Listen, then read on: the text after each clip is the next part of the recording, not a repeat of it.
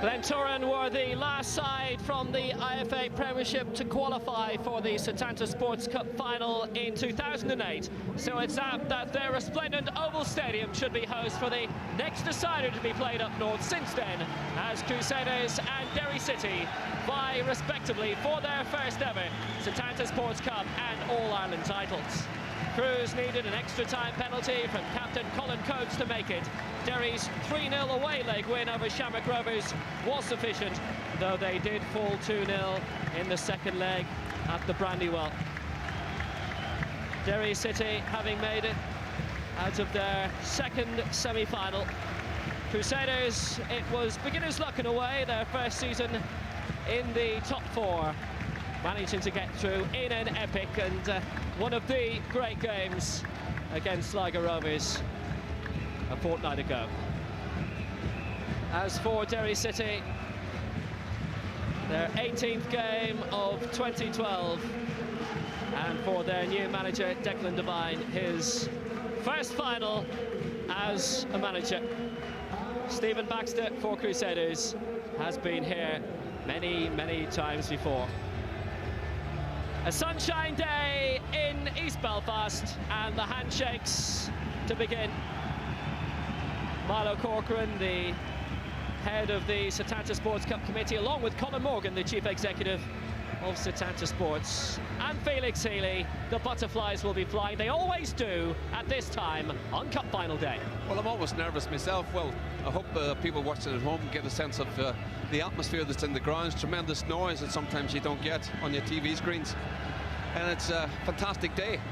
And there's young Rowan Coates, the mascot today for Crusaders, being held aloft by his father, the captain of Crusaders, Colin Coates, whose penalty in extra time at the showgrounds has brought us here. And this battle for this wonderful trophy.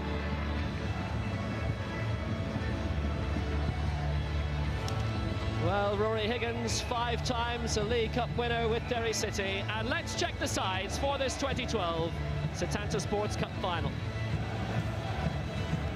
2 changes to the 11 that we've become accustomed to seeing from Crusaders' semi-final ties against Sligo Rovers and last week's Irish Cup final against Linfield. Right back, Gareth McKeown is out. 2008 runner-up with Glentoran, Paul Lehman comes into the back 4. Dave McMaster is replaced in midfield by Aidan Watson, McMaster on the bench. McKeown's absence means Dave McGowan moves to right back, with Lehman partnering semi-final penalty king Colin Coates. In the centre of defence, David Rainey is top scorer with 20 goals this season, but second highest scorer Jordan Owens is out with the ankle injury, picked up in the Irish Cup final.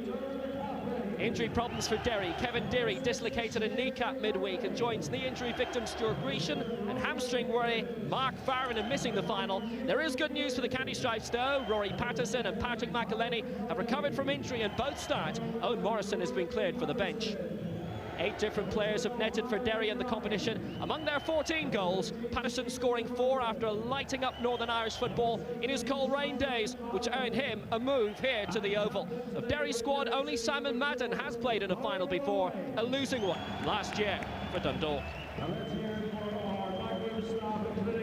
Well, a wonderful scene.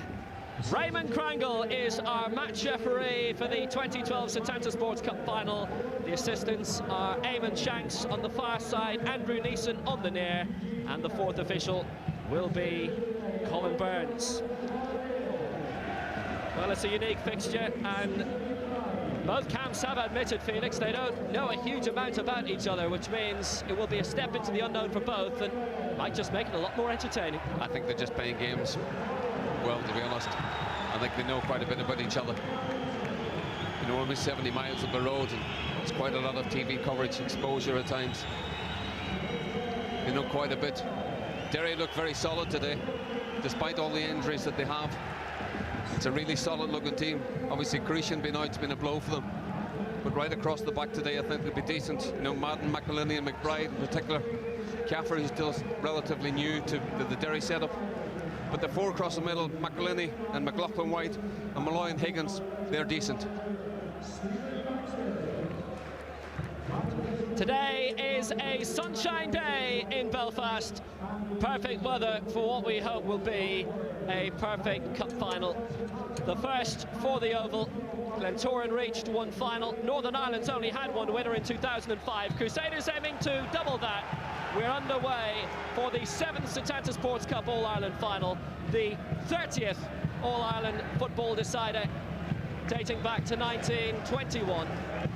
We've had 16 winners from the League of Ireland, 14 from the Irish League. So Colin Coates making his way forward already. Free kick from Morrow. It's a good chest down by Adamson in towards the middle, but away by Roy Patterson, who used to play his football here for Glentoran. Towards Adamson, who did well. It's beginning to be a blustery old afternoon here. Malloy got the touch away, and he's hit this one long. Roy Patterson on the break. It needed an important interception by Stephen McBride, his 11th season with the club, to flick it away. And used to the big occasion.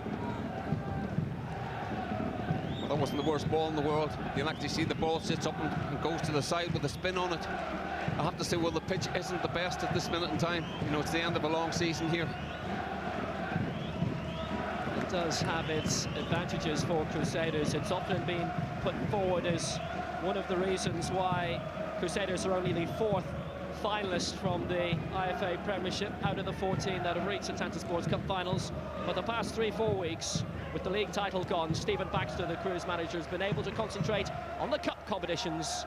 The victory over Sligo Rovers across 2 legs in the Setanta Sports Cup, and the Irish Cup final, which they were beaten at Windsor Park last week by 4-1.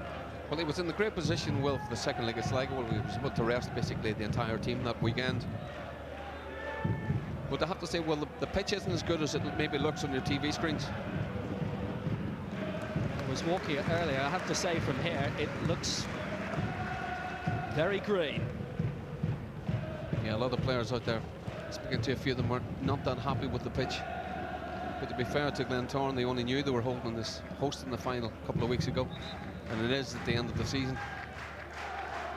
This is always a very difficult time, Will, for players at the start of any cup final. There doesn't be any real pattern for the first 10-15 minutes, and it's usually 15-20 minutes before it starts to settle down. Well, Stephen Baxter, the 1997 Footballer of the Year, has got 2 successes to take advantage of, in the form of Stuart Dallas, who won the honour last season, and Chris Morrow, who this week was voted the Northern Ireland Football Writers Footballer of the Year for 2012.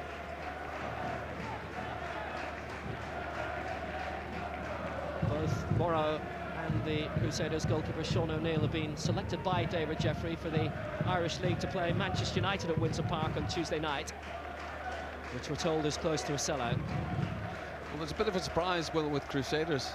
Expected Adamson to play up front with Rainey, but Adamson's actually playing wide right, and they're basically playing with 3 in the middle of the park. It's unusual to what we're used to seeing with Crusaders. It's a 4-5-1 formation. Adamson pushing back alongside Cadell on the right. Rainey on his own up front, who's been the ace scorer in chief as usual for the Cruise this season.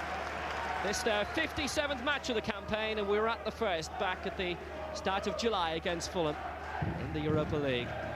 It's a guy in your picture there, Will, for viewers down south. It's the guy who's just, well, that's Declan Devine, but the player we saw there, Morrow, the guy who did exceptionally well at Sligo. He's a guy that's just won the Player of the Year up here. And his runs are going to have to be picked off. There's a chance here. There's a run inside here, but it's a very good save by Doherty. It's been whipped back in again by Morrow, but what an opportunity. Adamson holding his head in his hands. It was a big opening, a great chance for the opening goal in the cup final. Yeah, it's one of those, a decent save from Gerard Doherty. Adamson smacks it, ends up coming inside. Doesn't really get too tight. We're tight enough to him. I think it's 1 or 2 arguments come on the Derry defence following this. He's done well to hit the target. You know, young Caffrey's got to get closer than that. Can't give players of any calibre that kind of space in the box. And it's a glorious ball through. Cadell trying to force his way past McBride. And both went down, but there was no whistle. Simon Madden, who, by virtue of scoring against Linfield in the quarter-final second leg, netted his first ever senior goal in football, which is quite a feat at the age of 24.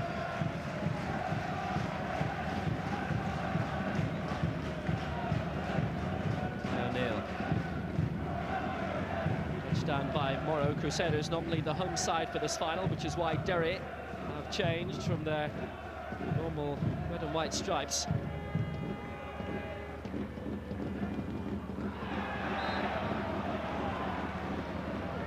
Foul by Aidan Watson, the former Northern Ireland's under-19 international. 2 goals so far this season, but still drafted into the side today, along with Paul Lehman, who's been there and done that, in his mid-30s now. I think he probably played in the year down in Cork. Probably played for Glentoran that night, the night that Cork won the Setanta. He did indeed. Won 23 trophies during his time at Glentoran. Would have been 24, but for Alan Matthews and company. One of the great nights of Cork football. They're back in the top flight again, as are Derry after a little spell away. Back tilting for trophies again, having lifted the League Cup Halloween down at Turner's Cross, their 10th and the 5th we've seen live in the past 7 seasons. Cadell did well, has support alongside from Rainey, but interception coming from Patrick McElhenney, the former Sunderland playmaker. Coates's penalty brought Crusaders to this final for the first time with the effective clearance, and he was fantastic throughout that second leg at the showgrounds. Yeah, he's a guy that leads by example, Will. Very powerful looking guy, inspires people around him. He's a leader. Something you obviously need in teams.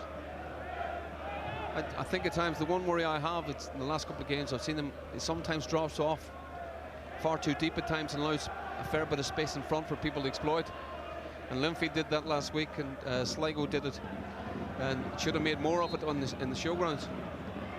The guys playing in midfield, Cadell and Morrow, that guy there was just talking about, he makes incredible runs, but the guy who plays beside him as well, Cadell, he's a terrific player as well and works incredibly hard. Well, all trying to impress the new Northern Ireland manager, Michael O'Neill, who is here. Forward by Coates, delivery was good, but just needed more men to aim for in the area. Morrow moved his way up, but couldn't connect properly. Had a quick chat with Mickey O'Neill beforehand, and I think he's like everybody else, a bit surprised at the result from the Sligo showgrounds today as well.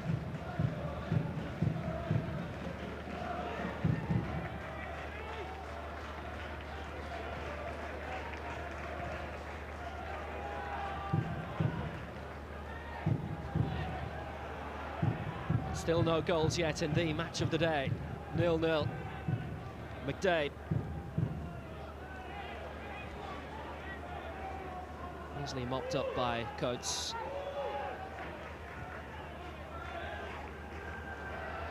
Whose goal in the Irish Cup final last week against Linfield at Windsor was the 101st they've scored in all competitions this season. Just ran away from Morrow. It's a talented squad that Stephen Baxter's been able to build. They are now competing for trophies. And even though the league title race didn't go their way this season as they were off the pace, they've won the League Cup up north, and they have a free kick for a foul in their top scorer, David Rainey. Yeah, 36 years young. I think he's just caught Ryan McBride there. There was quite a gap between Madden and McBride, and Rainey made a very good run. But that move all came from young Caffrey at left back, not getting tight enough to Adamson again. And Crusaders were able to build on that. And that's a couple of times that Caffrey hasn't been close enough to people. Chris Morrow and Stephen McBride are the two over this, looking to test Joe Doherty and more. Morrow curls it, great delivery off the post. Doherty beaten, and Derry have survived. But the whistle's gone, they've got a free kick away. Crusaders so close. Through out and out, the player of the season up north, Chris Morrow. What a delivery. Yeah, it's a decent free kick, Will. It seems to hang in the air for ages. Gerard Doherty just gets a hand to it, I think. Really decent hands, good feet, and got across, and just that little touch pushed it onto the post. But there's no doubt, Will, the impetus at the minute is with Crusaders. They've started the better side.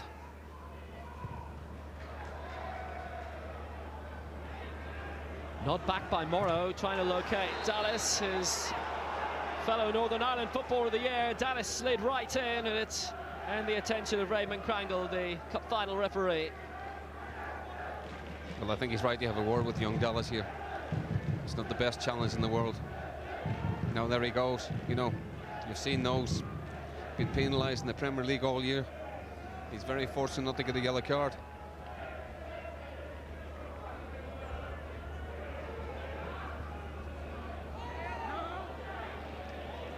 McDade did his best but couldn't keep it in.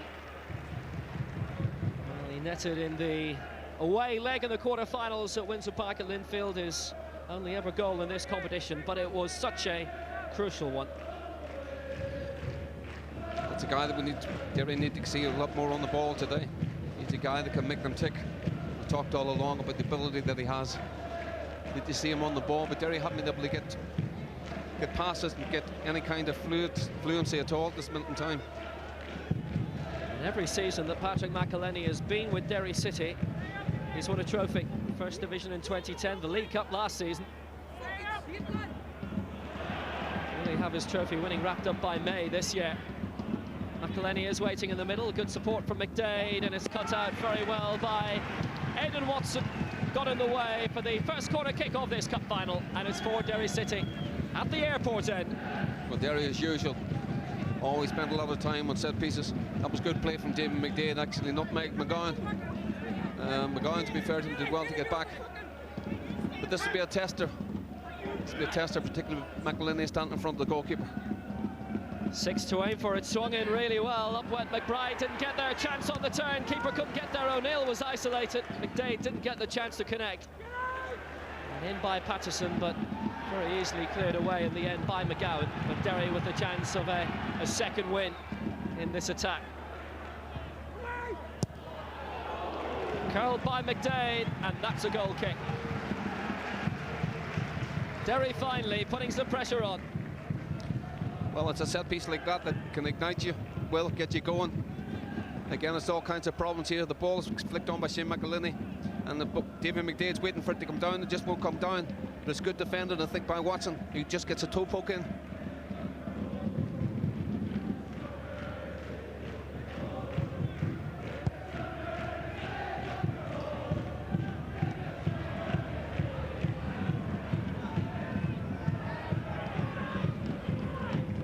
Forward by McBride, but not straightforward.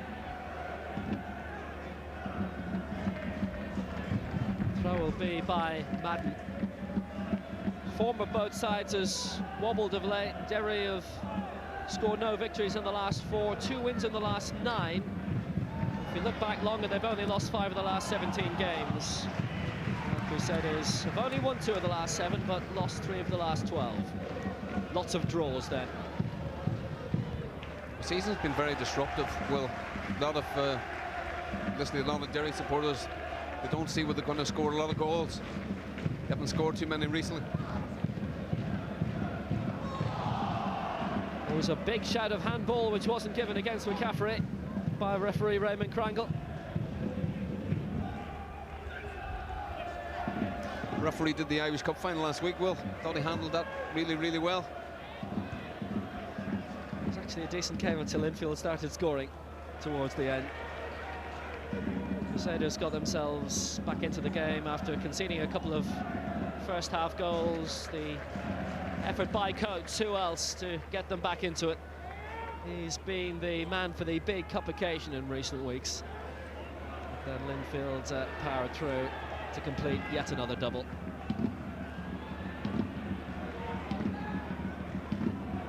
So their 51st league title.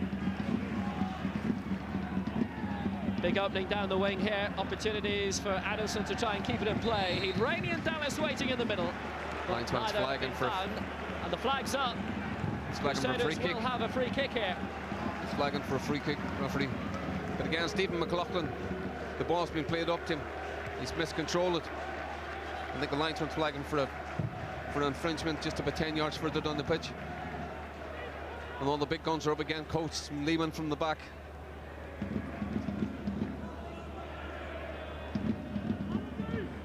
Well, Stephen Baxter's men had a light build-up today to this cup final, try and keep their confidence up after losing the Irish Cup final last week. Not much penetration from the free kick from Stuart Dallas. This is McBride. Cross from Morrow. McGowan, decent ball. Cadell will chase, but it's too far. And Gerard Doherty. There's a chance here, Will. Sends it long upfield. Well, it was temporarily 2-on-1, but suddenly the cavalry came back. But it's finding the right men. And the final effort from Higgins, a mite disappointing. It's the one thing about when Derry break. Do have good runners like a McLaughlin there, was well spotted by Gerard Doherty. It's actually a decent kick out from the goalkeeper. And we'll see it here. Ball sits up nice, plays it first time to David McDade. And the ball, you know, it's been a lot of ball today, regular bounces all over the pitch, and that's to do with the pitch, Will. It is very bobbly out there, as I keep saying. It's not as good as it looks on your TV screens.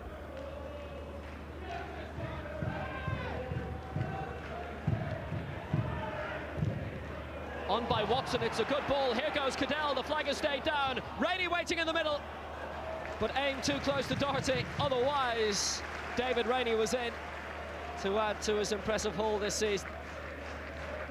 Oh, it's a good run from Cadell there. He's very like his centre midfield partner. It's the kind of runs that Morrow makes.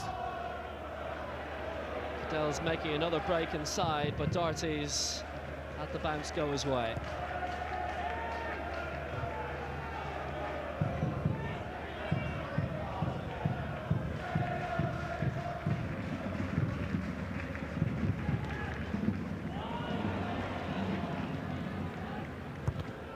Madden, so effective as he made his way further upfield against Linfield in the home second leg in the quarterfinals. Now beginning to do the same here. Simon Madden's done really well for Derry since he come. Well, a lot of goals have come from his crosses, actually. By Patrick McElhenney, but it'll be knocked up by Coates. And a run through towards O'Neill. It's a bit of an injury problem for David Rainey up at the other end, who stretched for that dramatic ball in across by Dallas a few moments ago. Cadell, with his recent runs, beginning to rip a few seams in the Derry back four, which Declan Devine, a former goalkeeper, looking to mop up. Who won the cup here with Glentoran in 1996. They'd be a wee bit happy with the last 10 minutes, Will. They didn't start the game. Stephen Baxter, both him and Declan Devine had a job to do. Now, it's never easy losing the cup final 4-1. You know, confidence is, you know, the whole build-up of an Irish Cup final day. And he's had a job to do this week. And I have to say his team started out quite well. Rainey! Sent it over the top, but Crusaders have had the brightest start to this cup final. Again, there's too much room there, Will. You know, Barry Malloy and Shane McElhenney in the background there. They've got to get a wee bit tighter to Cadell and Rainey. I mean, he's been a revelation for Crusaders, David Rainey. He's 36 years of age.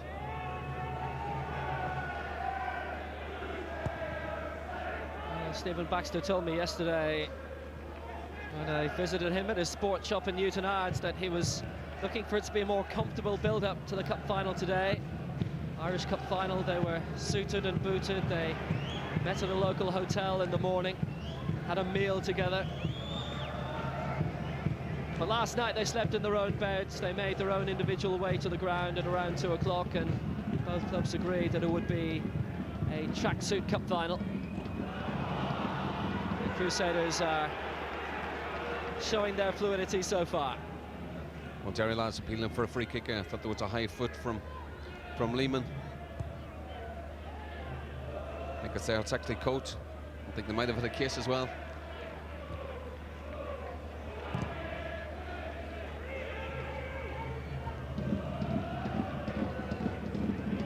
Easy head out by Shane McElhenney and back by McBride.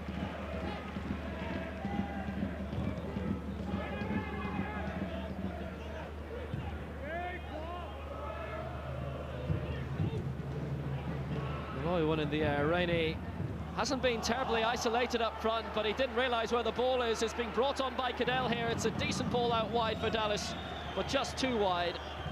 And Rainey, even though he is the 1 in the 4-5-1, is in the opening 20 minutes at least getting good supply.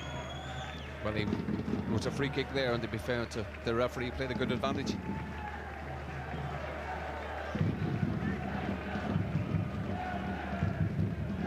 Not the kind of ball there, Will, that needs to stick. It's not sticking for Derry. Stephen McLaughlin's lost possession again. You know, Patterson hasn't been able to hold it up either. And they can't get any kind of continuity on the pitch at all. It's got to stick when it goes up. Now you can see Steve McLaughlin's very angry with himself. His touch wasn't the best there.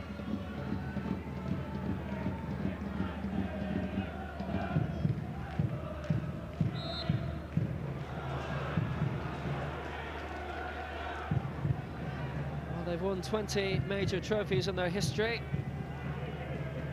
Crusaders. Derry claiming 25, including the Irish News Cup, which is the only North-South trophy that they've claimed. Huge crowd at the Oval today. The main stand just about full where we're situated, along the right-hand side where the dignitaries are. The Northern Ireland manager, Michael O'Neill. A few politicians about the place today as well, Will. I actually think Martin McGuinness is standing closer to me than you are.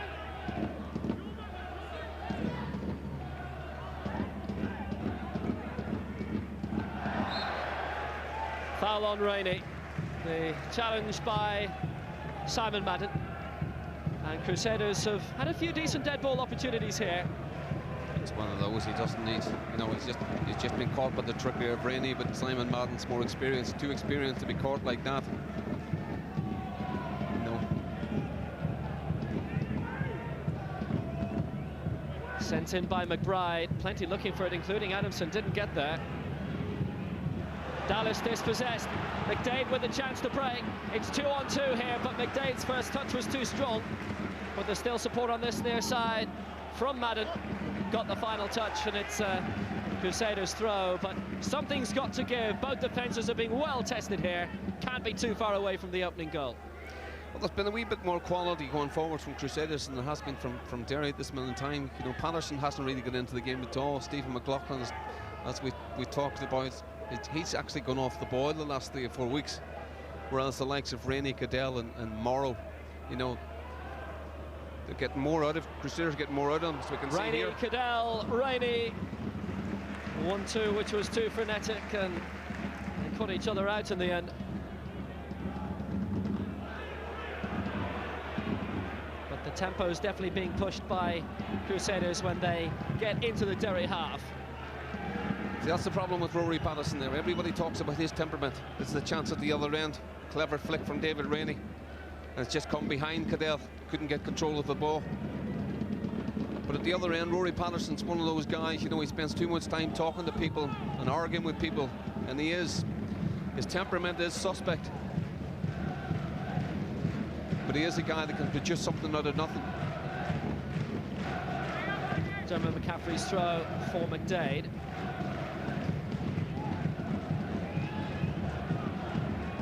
Higgins, just when it looked as if they'd run out of luck in this move.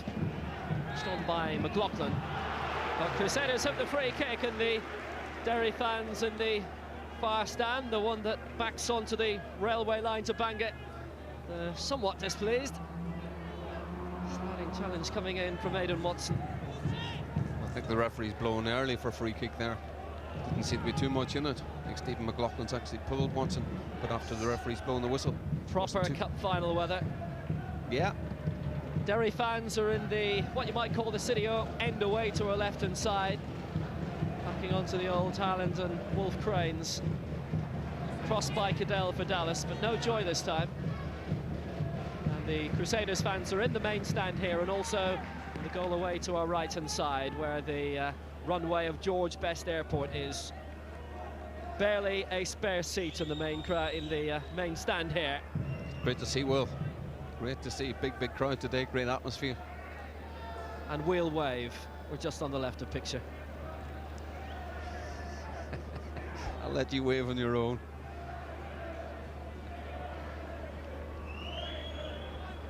There's But not much reason for flag waving yet in this decider midway through the first half.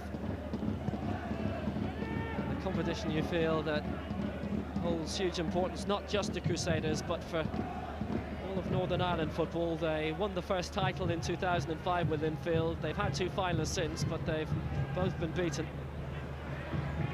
Gets an awful lot of coverage, the sports bulletins on TV and radio across the 2 national networks up here. They generally tend to lead their sports bulletins with the Setanta Sports Cup.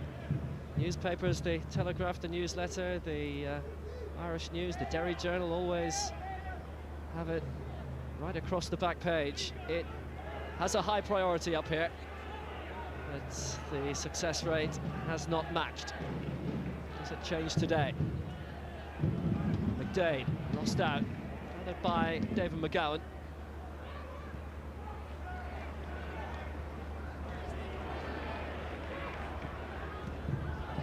Higgins, good layoff. Derry free kick, not a bad position either. Declan Goodell coming into the back, the former Hearts youth. And they've got a big Edinburgh derby to think about, their own cup final shortly. Yeah, it's just 2 actions there, Will. An easy free kick by the referee. Doesn't get the ball at all. You know, McElhinney's just about to play. I think it's Simon Cadden down. Let's see what McElhinney's going to do here. We've seen him do this at Tally earlier this year, Will. He is very capable from this distance. Well, he had a strong wind behind him that day. There's occasional gusts today, but not as protracted. But surely he's tempted. McElhinney had a low drive inside. There were 6 in the area waiting for it. Turned effort by McLaughlin. Derry are finally creating a couple of chances, but haven't been able to test Sean O'Neill and the Crusaders' goal just yet. Yeah, it wasn't the best free kick from young McElhinney. He ends up with David McDade. Stephen McLaughlin's trying to curl us. I think he's trying, you know, he's only got one thing on his mind once he gets the ball. He's trying to curl it to the far post. I think it'd be better just knock it into the back post, because there were a lot of bodies up there at the back post.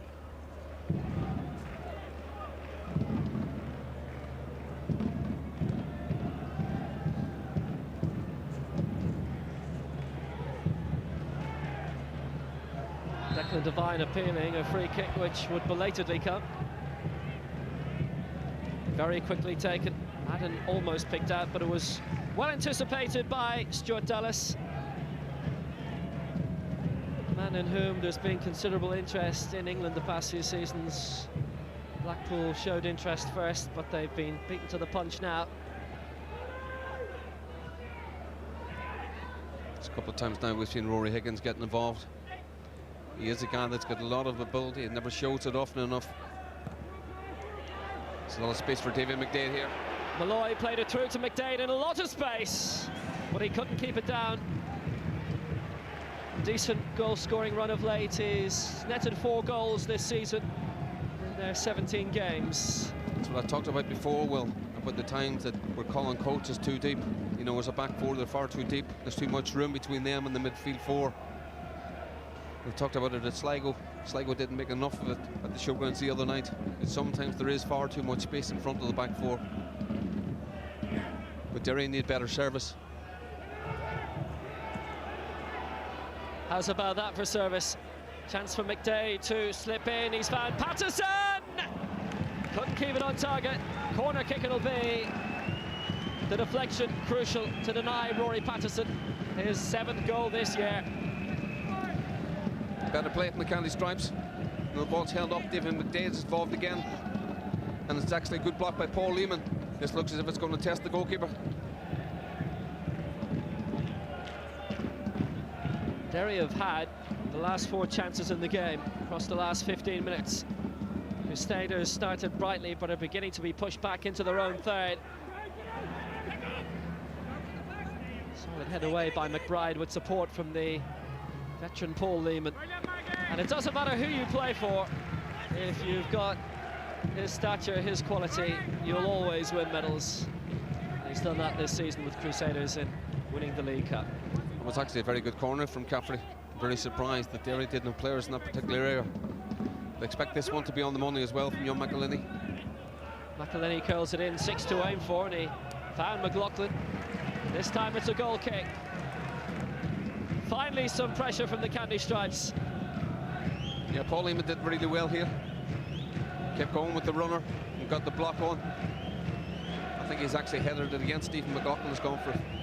This is the corner I'm talking about. Well, that's in a great position. Shumley should be attacking that at the back post. You know, David McDade, even though he's probably the smallest player on the Derry side, he should be attacking that. But I expect Derry to be stronger the longer the game goes on here. Well, you know, they are basically full-time athletes. You know, they train 6-7 sessions a week.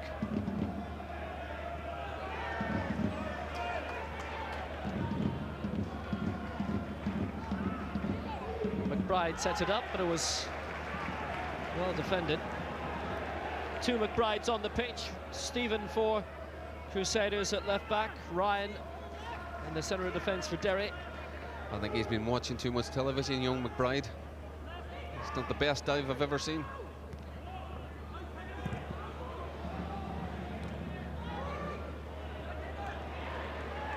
Rory Patterson's got to be doing better than that. Well, you know, that's... Watson long from Morrow, who did very well to win one challenge and then a second. And he still managed to get the cross in. That was superb creativity by Morrow. You can see why he's the player of the year. Sent back in by Stephen McBride. Appeals from Morrow have not been heeded. Scored the winning goal in the League Cup final over Coleraine earlier in the season. Yeah, it was one of those runs from midfield. Will gets beyond the front players. Screaming for it in the middle is Rory Patterson. Didn't get there. Coates cut off the supply path. Anticipates very well, does Colin Coates, the Crusaders captain. By McCaffrey. They have been quite a while, 15 minutes or so, since Crusaders have had their last solid opportunity in the game, but they always look difficult and dangerous when they're in the final third. What a glorious opportunity. Cadell waiting in the middle, claimed by Rainey, and he thought he had Dorothy off his line, but he just couldn't get it on target. Very well won by Rainey. Yeah, well, Barney Malloy has given young McElhinney an absolute rollicking off camera, and rightly so. He should have dealt with that as a defender instead of trying to play. David Rainey's taken the wrong option. You know, Cadell was free as a bird, the centre of the goal.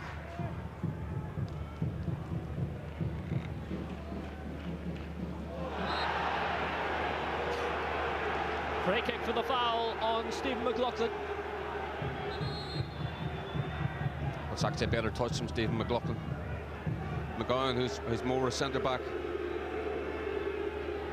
It's an easy free kick for the referee to give. But it's better play, it's better touch from Stephen McLaughlin. David McGowan moved to right back due to Gareth McKeown not starting this cup final. He is on the bench, but the shifting around with Paul Lehman coming into the centre of defence and McGowan not playing his usual centre-back role suggests that it's an injury more than anything else for McKeown. No, Crusaders in the first half last week down the right-hand side were very, very poor defensively. Young McMaster in particular.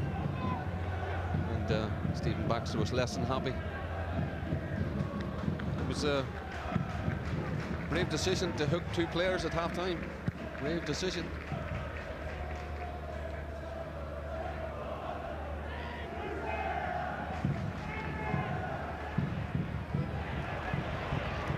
Well playing by McDade. Crusaders ball. So Devine was appealing immediately on the touchline.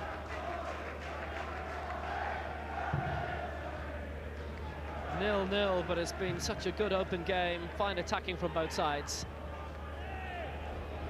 Forward by Morrow, aimed for Cadell. Wind's beginning to pick up again, which you might just be able to see in the flags on the far side in the terrace among the Derry support. Definitely feel that it's sweeping across the main stand. McBride. Coates. Down the middle, Rainey went up, got a touch, but not a directed one. Madden got long. You know, with an instant there, Will, That bit of play all started off with Rory Higgins giving the ball away. He's actually inside his own box behind the entire back four. You know, if you do that, then the ball's got to be right.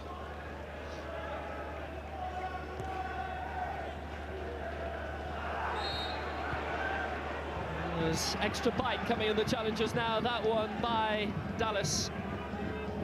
Just being told to calm down a little by referee Raymond Crangle. Went for it, got quite a bit of Patrick McElhenney too, who is still down after this.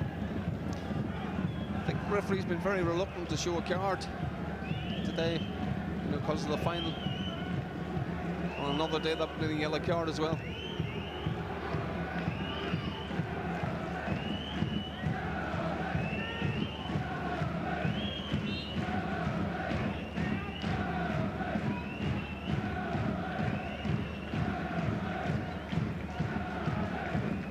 Forward by Shane McElhenney, who's spotted Madden free on this near side. It's a good call, Dallas with him. And they've both gone down. And this is going to be the first booking of the cup final. And it's going to go against Stuart Dallas, last season's player of the year. Free kick, good position for Derry here. Referee must have heard me well. I think that was an easy decision. And the linesman standing 5 yards away, and he doesn't flag for it.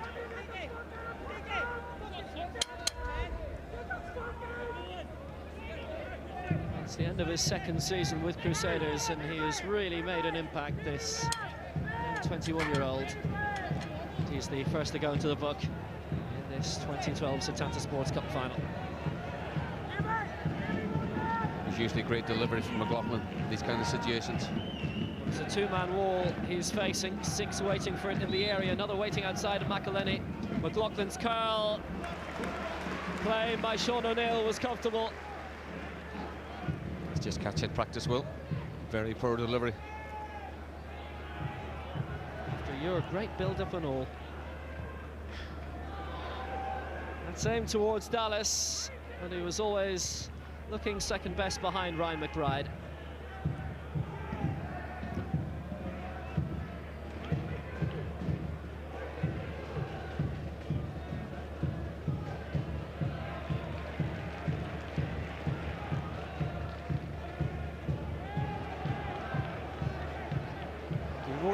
Coates gave it away. Patterson was almost in, but the trajectory just screwed away from him, and it was very fortunate for Crusaders' point of view. They've sent it forward towards Rainey, but it's a rare offside.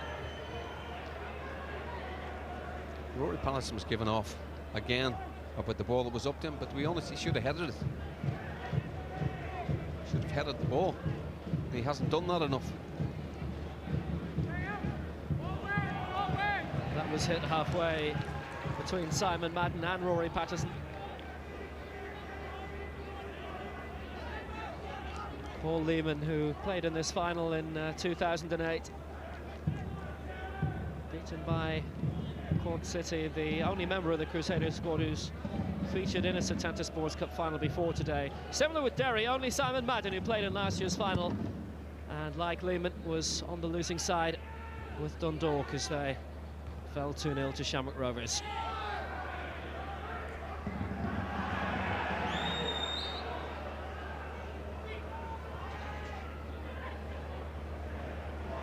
On by Rainey, space here, Morrow. Oh, he snatched at it. He'd a bit more space, and there's going to be a yellow card here for the foul on Rainey.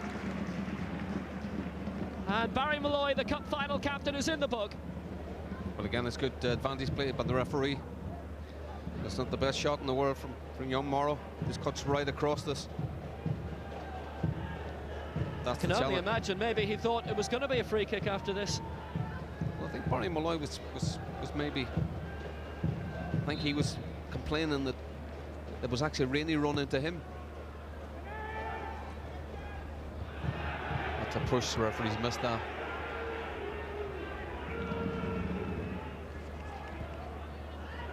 Generally a decent final so far for Raymond Crangle all the same. McElhenney kept it in, and the final touch was off him, directed out by Stephen McBride. Well, it's a difficult trophy to win, even harder to retain. I'm sure Damien Lynch knows the answer to the only side who's managed to achieve that. On this day, 12th of May, 5 years ago, Drogheda United beating Linfield on penalties at Windsor Park.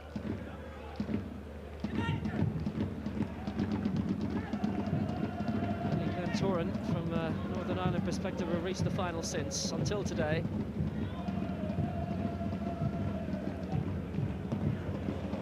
Rory Patterson cut down the angle for Sean O'Neill to clear away. Caffrey. Malloy. Good swift play, Patterson. Excellent delivery, but the final shot again screwed away. Best move of the game, Will. Best move of the... You know, good pace about that. Good one-touch stuff. Unfortunately, the finish didn't match the rest of it. David McDade did a decent strike with the ball as well.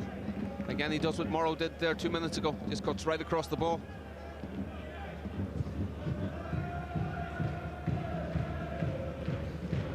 Chances coming thick and fast now, but still no breakthrough.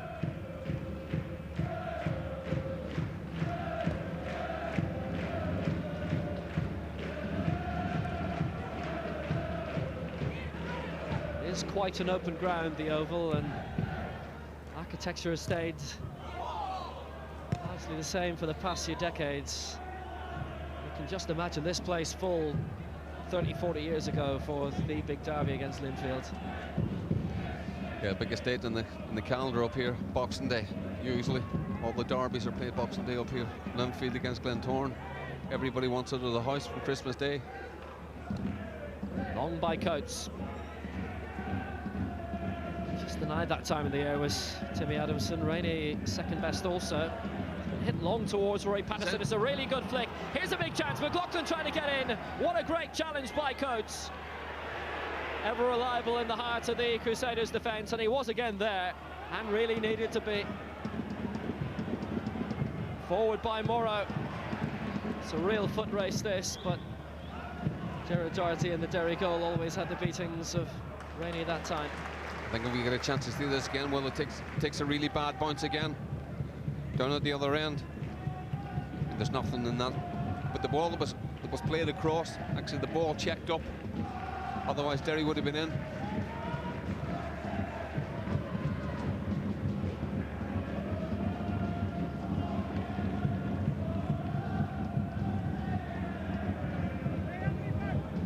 There wasn't a lot of room for Patterson to manoeuvre. Lehman slipped in past. There was space on this near side for McDade. I think a wee bit more concerned with Stephen Baxter, with the Derry have been stronger in the second half of the first half. His team started off quite well, although they still have created a couple of chances, and the best opportunity was the free kick. One at a minute at the end of this opening 45. And Stephen Baxter had said immediately after losing the Irish Cup final last week to Linfield, he got all the players round in a huddle, immediately on the final whistle, and said, keep your heads up, we've got one more big game to come. Well, it's always the case, Will. Every time a match finishes, you're preparing for the next game, and he was right to do so. And this Setanta Sports Cup final close to being a sellout. Indications of around 2,000 for each, and a few neutrals have made their way in also. McDade for Patrick McElhenney. That's a good ball through. They have enough men up. It's a good pull back by McLaughlin, trying to release Patterson on the far side, and the head out by McBride, important. It's probably a final chance of the half, Will, I would imagine. McElhenney and McBride making their way up as well. Decent ball from Patterson, but McGowan's taking no chances. Central defenders making their way up, looking to crowd the Crusaders area. There's 6 up, waiting this corner to be swung in by McElhenney. Delivery's good, but Coates is up again, and it didn't matter who he'd bundled over. It was a colleague as he managed to get the ball away.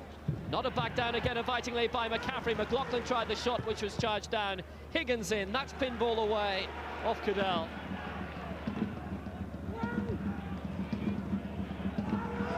Solid head out by Aidan Watson.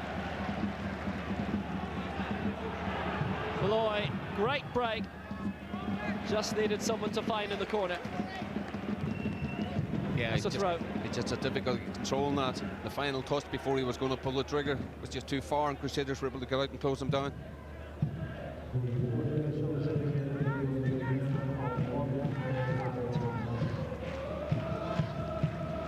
The half-time words are practically ready to the 1 added minutes of stoppage time.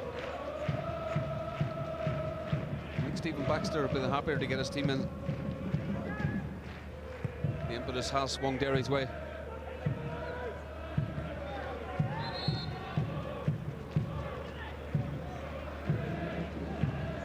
And I do think Derry will get stronger the more the game goes on. You know, all the exertions of last week's cup final and a long season in the Irish League is going to take its toll. I'll be surprised if it doesn't. They were in action on the 14th of July. You'll remember at Seaview against Fulham in the first qualifying round of the Europa League. Gave a really good account of themselves on the night. The strike by Timmy Adamson brought them back into the game, but they're still awaiting their first goal tonight. Goalless at half-time in the Setanta Sports Cup final, but it's been open and it's been entertaining. Some good opportunities for both. Higgins shooting wide, and when the ball has managed to come through towards David Rainey up front for Crusaders, he's caused big problems for Gerard Doherty. But at half-time in the 2012 Setanta Sports Cup final, it's Crusaders 0, Derry City 0.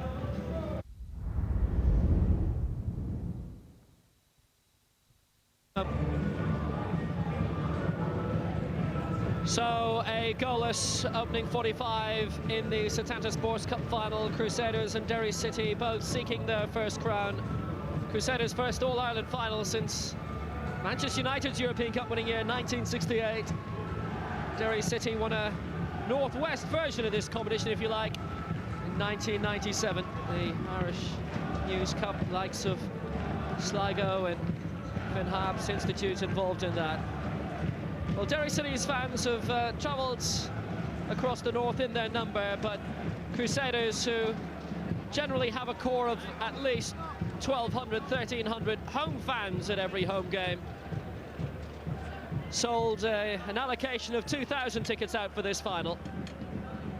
And Stephen Baxter, who's as a player won 2 league titles with Crusaders and won the League Cup and the Gold Cup also, has won the 3 major cup competitions in the north with Crusaders, runners-up in the league last season. But can they be All-Ireland champions, or will it be Declan Devine's Derry? Well, the 2 men who've linked up front so wonderfully in the opening 45 for Crusaders to get this second half underway, and David Rainey and Declan Cadell. The second half is underway with Crusaders attacking their own fans away to our right-hand side, and Derry playing into the City goal away to our left, where their fans are located. It's been quite a few cup finals ago since I can remember having fans on terraces, but on the deck now is Rory Patterson. Coates came right in on him, and there'll be a few words, I think, from Raymond Crangle, but will there be a little flash of gold at the end? There won't be. It's a free kick for Derry, and just a free kick. Didn't think there was too much in that, Will. I think, you know, Coates has gone with his left foot, just got on the toes. I mean, it's sore enough, but it's just one of those things, just a fraction late. But the sun has sort of disappeared. Well, the wind's very cold. Seems a lot colder, obviously. It's the middle of May, and we both have our winter jackets on. It's not healthy. I think summer's been and gone, really. Patterson will take. Well, it's been generally like this all week, by the way, up north. And just to see the Derry are actually playing into the breeze the second half. Patrick McElhenney sends it in, and it's headed off the crossbar. Well, it looked like it was floating through, but the wind held it up. And now both sides have come tremendously close. They both hit the woodwork.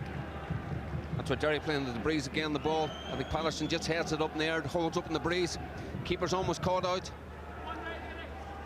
Thinks it's going way over the bar. That ball could have went anywhere.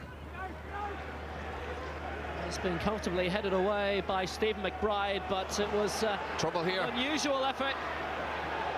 Derry nearly scored. Now Crusaders trying to do the same with Dallas in towards the middle. A really good dummy, magnificent save. The shot by Morrow, Doherty denied. Back in by Adamson, headed out by Madden, and then blasted over the top. Crusaders had 3 or 4 great opportunities there. Cadell on the follow through. How did it not go in? What a save from Gerard Doherty. Derry were all over the place here from the break. Crusaders were quick on their traps from that corner piece by Derry. It's a lovely little step over. You expect that to see the line in the bottom of the corner of the net. But again, it's a decent ball put back in. And Cadell, Derry players rushing, put him under pressure, take his eye off the ball. Unfortunately for the County Stripes, it's just gone over the bar. So Patterson hits the crossbar for Derry. Morrow denied by Doherty's save. Cadell's follow through just over from Crusaders. Electric start to this second half. Patrick McElhenney past 1, tried to get past 2, left himself with too much work. Good defending there by Paul Lehman, showing all his experience. Not allowing McElhenney getting past him. We'll see it here, it's a decent run. It's through McGowan too easy. And then Lehman gets a hand across, just does enough. But at the other end, well, it's surprising the number of Crusaders players who were busting the gut to get to the bottom end, and there wasn't enough desire from some of the Derry lads to get back on side. Or rather, go outside, I should say. Well, the temperature is going down in Belfast, but on the pitch, it's rocketing up. It's just suddenly got very, very cold here. Gerard Doherty, we're going to see take this kick across the pitch. You know, he was in the right place. Although I think Chris Morrow will be thinking he should have either side of the goalkeeper. It looked like a certain goal.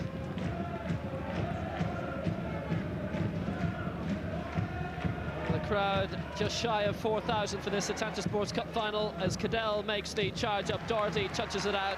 Around 3,600 here. For this showpiece occasion. Morrow.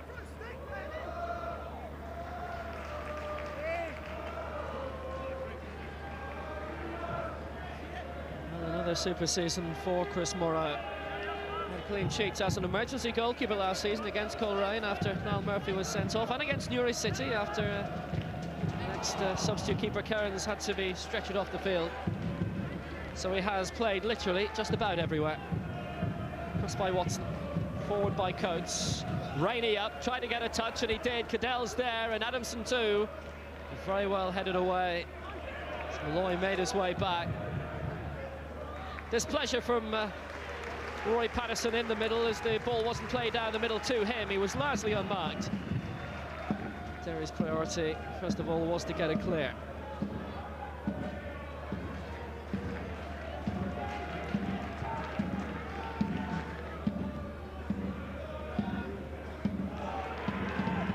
Malloy, hit long.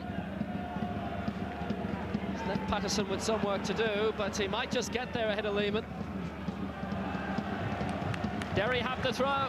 Good work in that fore corner by Rory Patterson, who had to get out of the way to stay onside. But it's at the expense of the goal kick. I think David Bennett trying to play that in first time, trying to be a wee bit too clever. But you could see that race with Patterson and Lehman. I would have thought that Derry at some time today would maybe have sat somebody on Lehman. You know, he's never been the quickest, even in his prime, Paul Lehman. And it's something I think they could have exploited today, and they haven't really done it. Mind you, the ball's going to hold up a wee bit more in the second half, and you might find that that ball might be on more often than not.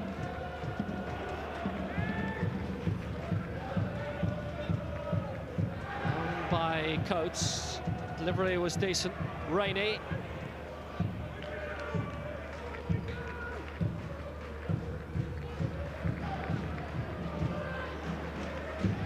Good work by Cadell. Get it back to Coates to spread it long. Well, down went McGowan, but there was no whistle for the challenge from McLaughlin.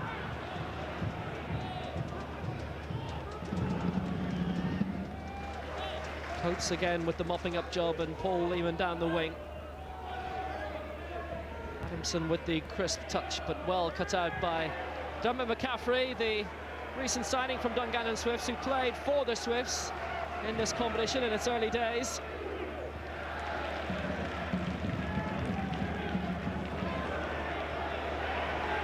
Barry Malloy sent long by the Derry City captain, in place of Kevin Derry, who's sitting in the stand today out injured due to that kneecap trouble, which probably will have him out for a few months. I reckon maybe 3 months will. Just on the back of what's happened to Stuart Grayson this year, you know, it's a big blow for Declan Devine and Paul Hegarty. The game's getting very stretched, Will. You know, very early in the second half, very stretched indeed. There's a lot of space out there. It's a knee injury for Stuart Grayson. Mark Farron also out with hamstring trouble. I think most people felt for Derry to be a force this year, that we had to have their best 11 on the pitch more often than not, and it hasn't been the case.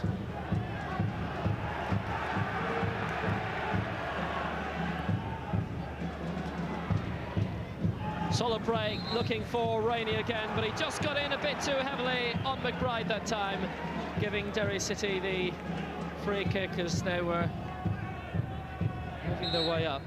David Rainey didn't have to make this. That's a challenge area that Rory Patterson's not too happy about. And this is the one here. Don't think there's too much in that. I think Brian McBride was always going to clear it. Linesman standing 5 yards away, doesn't flag again.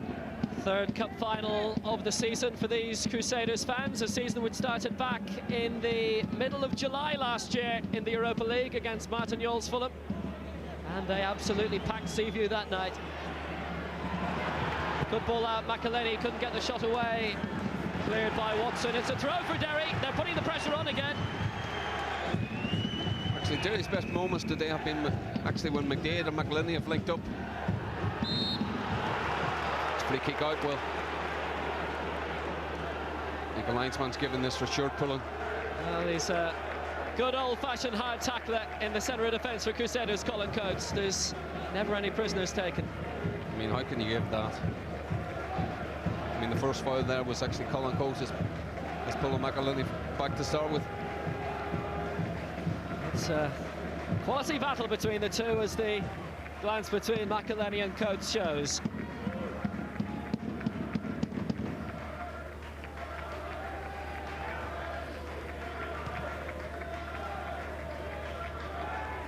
Been a contest to relish so far. How is it still 0-0? Long for Patterson, but another good, solid quality cut out by Lehman. McGowan couldn't keep it in on this near side.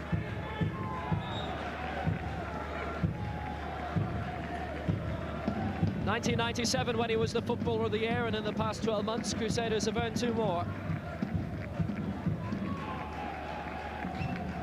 During the week, he runs a sports shop in Newton Ards, and when I popped in there yesterday, awful lot of Linfield shirts on sale.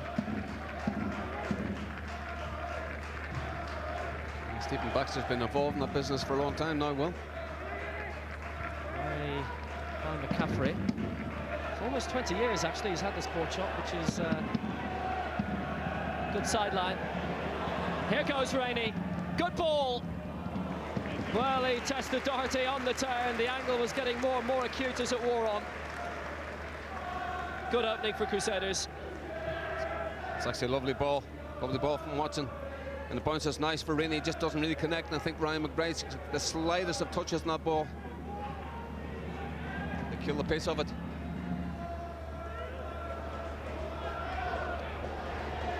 Morrow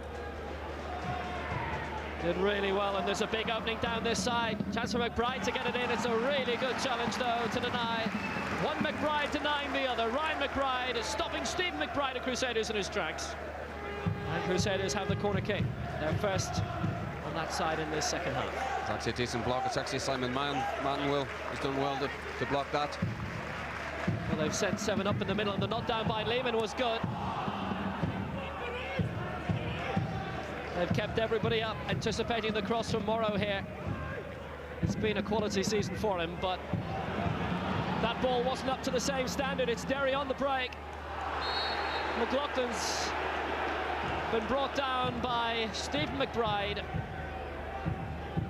Yellow card has been brought out and will shortly be brandished. And Raymond Crangle has got his man. So too did McBride. Sorry, well, it's one of those where it's not the worst free kick to give away. Derry were on the break. He feels they're going to be threatened. The back four is going to be gathered. And he decides to bring McLaughlin down.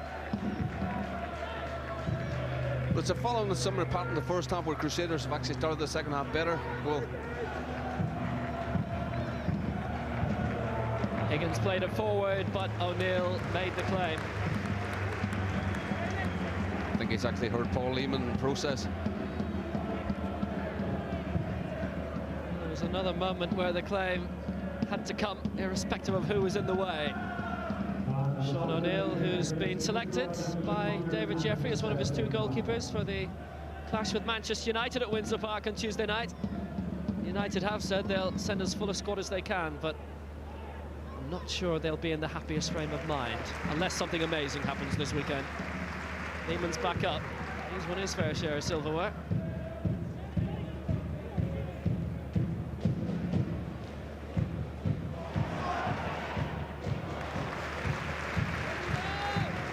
Just been unlucky in Dallas. It's just the pace of the ball that beat him. Ball's always going to run away from you this half with the wind behind you.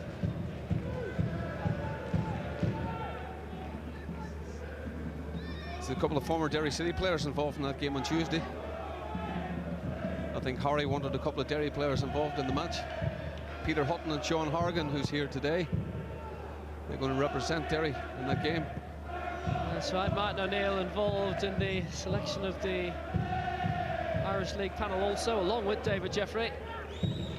Most clubs across the top flight are represented, including the two Cork Crusaders who've helped light up their season. That's a super long ball forward, and Rainey is offside. It won't count. Flag is up. It hit the post anyway. But the flag was very, very early on the near side from Andrew Neeson. Well, I actually think Cadell's actually onside when this ball is played. And either Cadell or Rainey had gotten that ball. Flick on by McLaughlin. Clearance again by Lehman. And the long balls are working here. Rainey inside for Crusaders. Good challenge by Malloy. And that's going to be a corner kick for Crusaders, who finally gained their early momentum back. Yeah, that's the way they started the first half. Well, there's a chance here, I think. I'm not too sure whether Rainey was onside, but Cadell, as we see in our picture there, was definitely onside. But Derry held too high a line.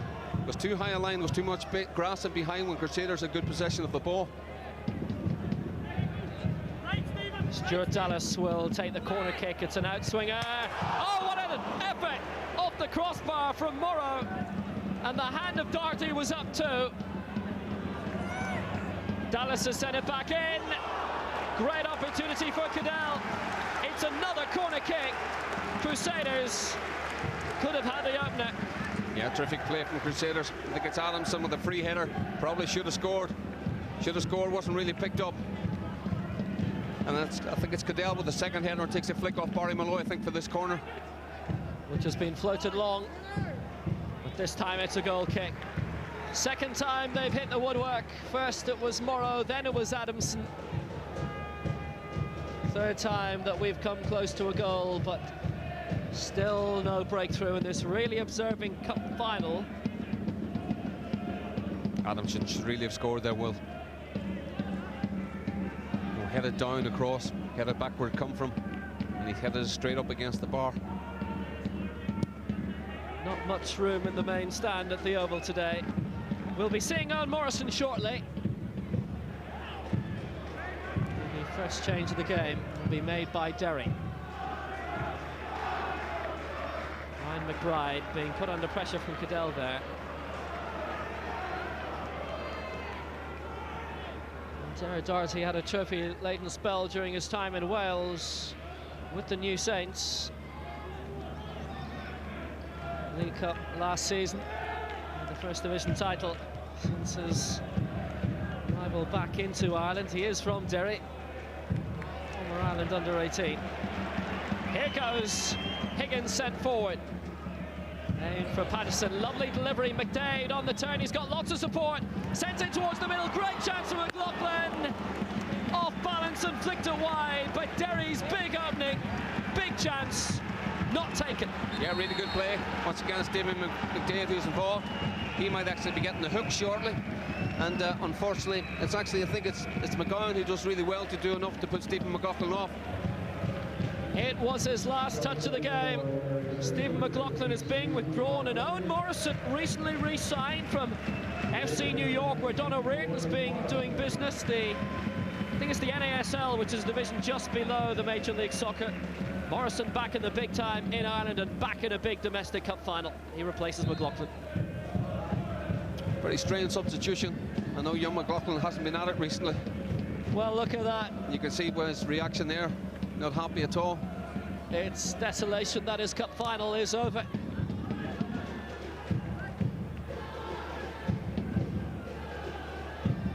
Well, cup competitions generally these days, no matter what the country, get maligned, but you tell me this occasion isn't important to someone like him. Flag has stayed down. Rainey's through, pretty much on his own. Has support in the middle, and he went for it himself, and Dartley pulled off the save, with Dallas arriving in the middle. Yeah, poor finish.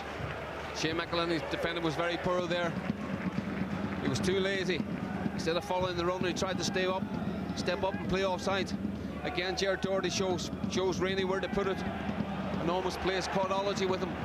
Tries to kid him into going to the far side. The poor effort. Adamson's made the break from deep, but Doherty will get there first. 0-0 it may be, but it's definitely not a 0-0 kind of game. Amount of opportunities both sides have had. They've constantly pushed and probed. Crossbar's been clipped 3 times now in the game. Morrison.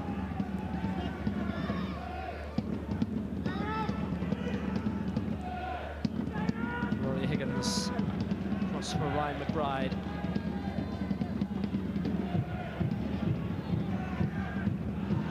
Cut out by Rainey though.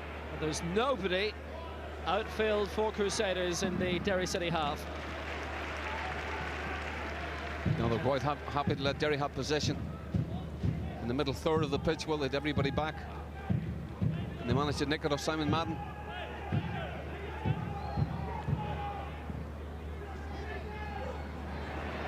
Controlled by Cadell, support. Rainey on the left-hand side and Adamson on the right. Morrow. Stephen McBride.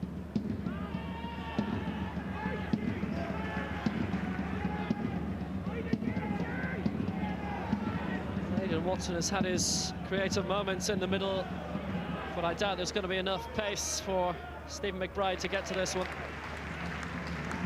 Well, still 65 minutes without a goal, and we've been saying for 65 minutes, surely there's been a goal on the way, the amount of chances there have been. Well, it hasn't been, as you just said there, well, it hasn't been a nil-nil, boring kind of game where you say it definitely needs a goal. There's been enough happening out there. The one thing that has surprised me is that Derry in the last 5 minutes or so looked very lackluster, very flat. Dallas. Which was the case last week in the Pats game. Pushed the ball back wonderfully, and Dallas has got big support here. Wonderful play. Morrow, chance for Timmy Adamson. Followed it up. Morrow came through, and there was a shout which Morrow now acknowledges he didn't hear on this near side from McGowan, who was in space. But instead it was only the Derry City goalkeeper who was found. Derry need to get some kind of passing going. We're under pressure there for 4 or 5 minutes, a couple of set pieces. This could be it. Maybe it'll come from Simon Madden, so creative against Linfield in the quarterfinals. It was deep for Patterson. Neyman got the head out, and it'll be all completed by the Footballer of the Year. Chris Morrow trying to bring it away. Rainey consistently the chief target down the middle, but instead is Patterson found by McElhenney. Got the pull back, but nobody in yellow in the middle. McGowan cleared it away. Well, both sides continue to knock on the door, and nobody's opened yet. times that Rory Patterson should have done better in good positions. Madden, and the flag is up. It'll be a free kick. Foul given against Rory Patterson. 6 goals so far this season, 4 in the Setanta Sports Cup, all in the opening round against Lisburn Distillery. It's a nice ball from McElhinney. You know, it's dragged back to nobody. You know, plenty of time to pick out a pass. Declan's been very, very animated in the last couple of minutes. You can see by his reaction there, not happy with a number of things. Well, it's his big chance as a manager, having been number 2 behind Stephen Kenny for a long time. 2 spells at Derry, 1 at Dunfermline, in which he reached his fair share of cup finals. He's very, very animated at the minute. He's trying to lift his team. He sees that they're flat at this minute in time. There's no buzz about them at all.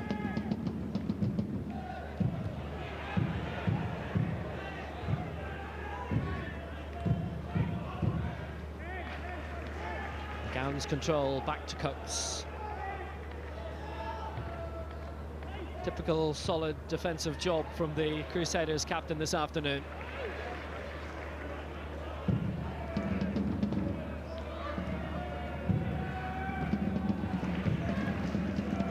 This guy on the ball back now, towards Malloy. Sorry, well, Barry Malloy, you know, he's been a shadow of the player that he's been in the earlier rounds and the earlier games this year. The last couple of weeks he really looks off the pace completely. There's no drive. He might be carrying an injury or whatever. There's been no drive in him at all. Played up towards Patterson, the header looping, the claim by O'Neill. Certainly Derry's form has dipped the past few weeks. 3 losses in the last 4 against Dundalk, Shamrock Rovers and St. Pat's, with a draw in the league against Rovers also. Haven't won since their 3-0 away win in Tallaght in the first leg of the semi-final.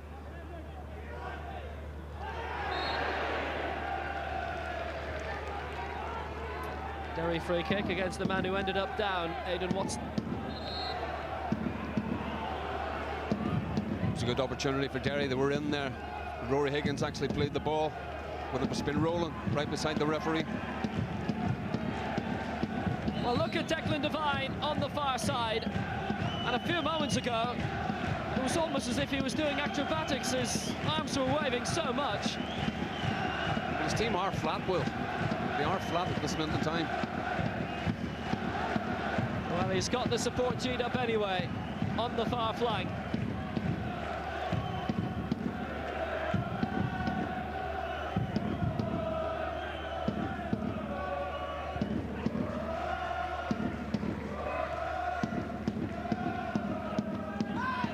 And it was out as Cadell attempted to keep it in play.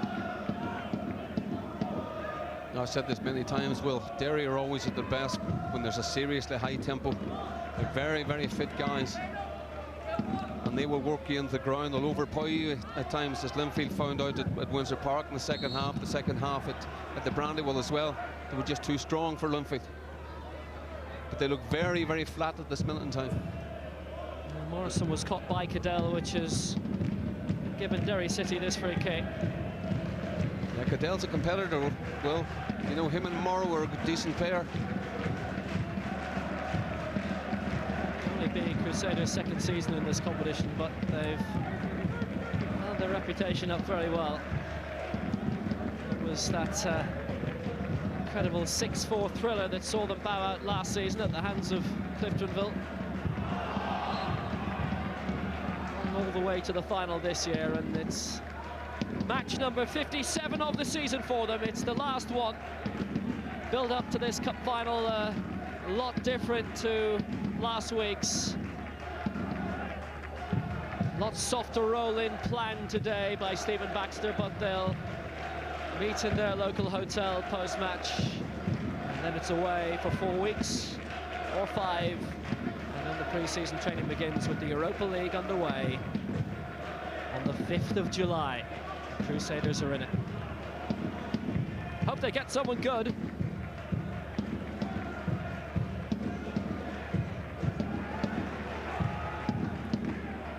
Forward by Lehman.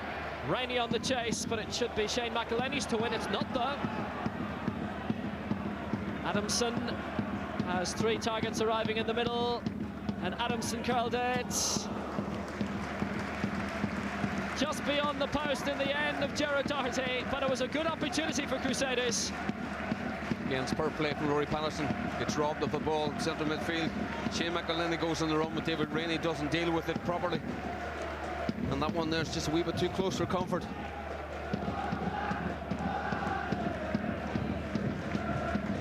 Well, the last football game I commentated on at this stage of the game was 8-0. 8 goals less at the moment here at the moment. It's been superb contest. Extra time and penalties if required today, worth reminding it.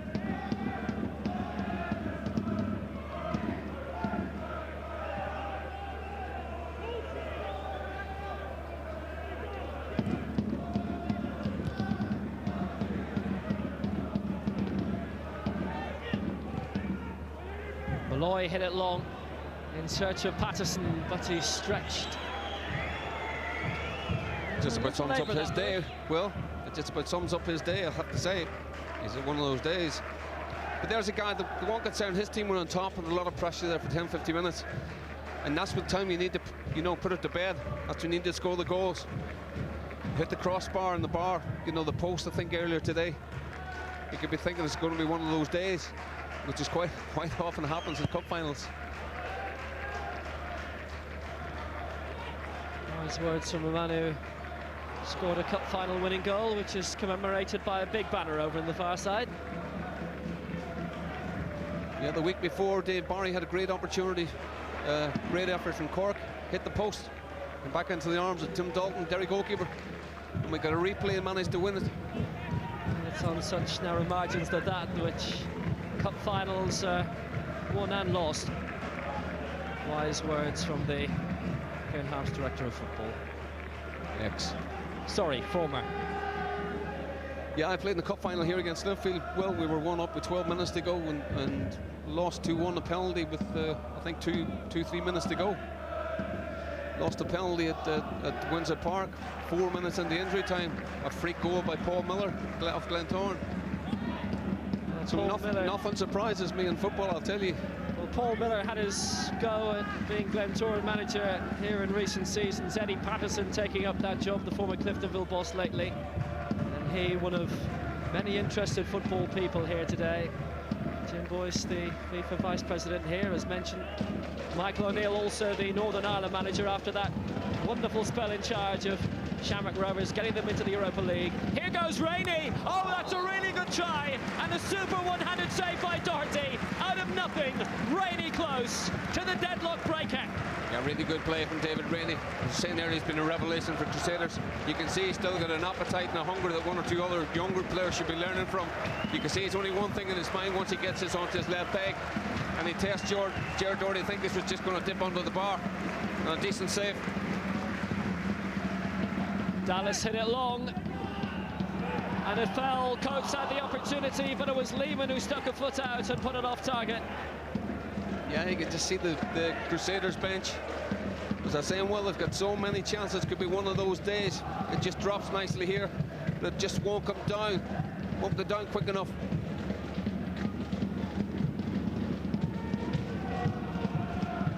Seven goal-scoring attempts in this second half alone for Crusaders. 10 in the game. Derry have had 2 in the second half, including the one that came off the bar from Patterson. Wide from McGowan. At first, it was teasing and tempting, but then it was just tortured. Again, well, Crusaders look the stronger side. Look the stronger side. Looks as if there's more on their legs at this minute in time. They're getting about the pitch more. They're playing at a higher tempo than Derry are. And Derry's strength is the tempo they play at.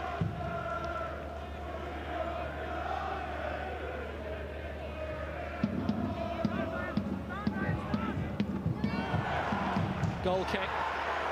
Adamson was waiting in and touched it out. Raymond Krangle was pretty much there. He's hopeful of a corner. I think he's got this wrong, Will, from where standing here. It looked like Ryan McBride's got the final touch here. Yep. And that's because he did.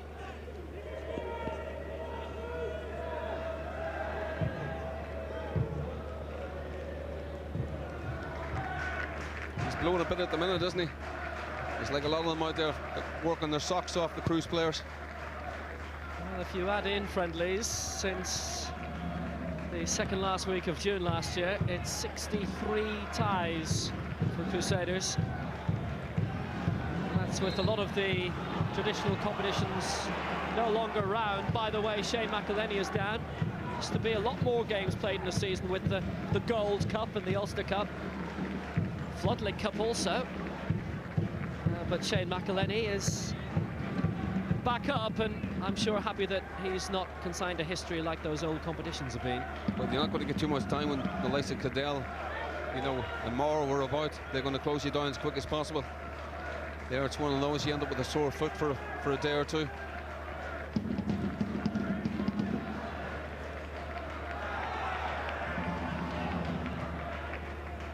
Way by Rory Higgins upfield for Derry, but brought out by Aidan Watson. Dozen minutes to go.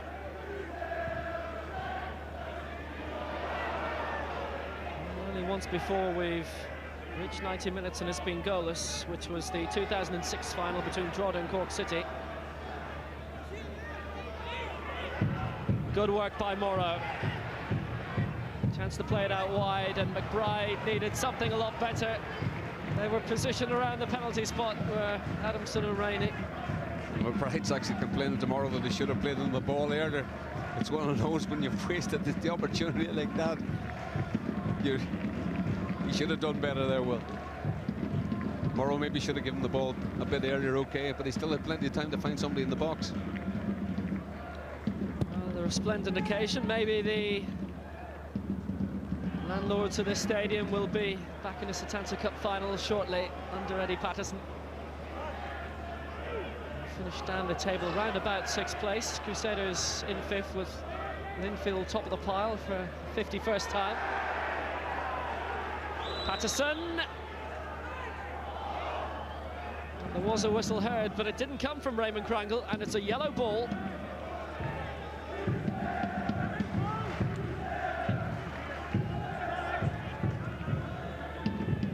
Minutes to go, 0-0.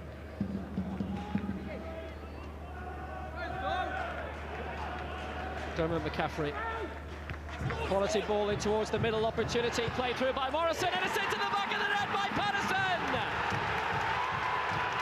The man who lit up Northern Ireland with Coleraine and Glentoran all those years ago puts Derry City in front in his first game back at the Oval. 10 minutes remaining. Derry City have the lead. Well, he's had an absolute terrible time out there tonight, Will, but that has all changed. We spoke before the match. It's actually a terrific play. I think it's John McElhenney, and that's a great finish. We've seen Patterson do that so many times. Very, very temperamental. Morrison picks him out. Yeah, really decent ball, sets it in the plate, and he doesn't half finish that. But that's Patterson for you times. Can be very, very poor, and all of a sudden he pops up at the right time. A cool head needed for finish, and he sticks that away. He's Derry City's very own Falcao, the man for the big occasion. His 7th goal in the season, his 5th in this season's Setanta Sports Cup, his 6th all-time in the history of All-Ireland competition. Now it's changed. One of those, Will, as I was saying, sometimes in cup finals it's just your day. There's a corner for Cruz. Well, they're putting the tempo back in as they attempt to get an equaliser at the George Best Airport end. And they've sent practically everybody up. There's only 2 outfield players who haven't made it, and they put very little pressure under Gerard Doherty in the Derry City goal. Yeah, really good hands from Gerard Doherty here. He's under pressure as well, coming in between bodies. Always difficult for goalkeepers, and he made that look easy. And the drone you can hear. It's a UK-bound plane making his way from the airport, just taken off. And Derry have taken flight too, at the right time. 8 minutes remaining, and they are in front. And they, like Crusaders up north, have had a really good knack at claiming cup competitions. Both sides last won their respective league titles in 1997.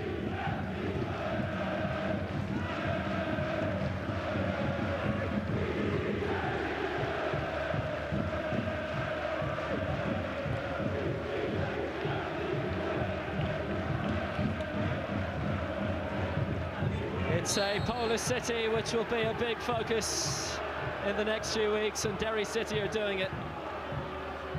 Owen Morrison is down. It's a third yellow card for Crusaders. Silly challenge from Chris Morrow here. Morrow has stepped in on Morrison there. It's been the easier decision to referee, but this is just because the frustration of the occasion. Just haven't gone behind, haven't been the better side. And it just takes Owen Morrison out. But John Morrison showed good feet and good composure for the goal. You got it into him, kept it in, and picked the right pass at the right time.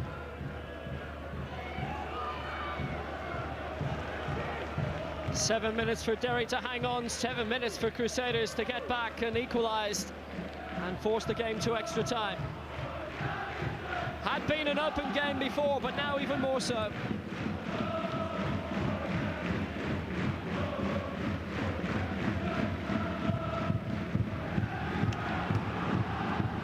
Game's getting very stretched. McDade moving forward for Derry here.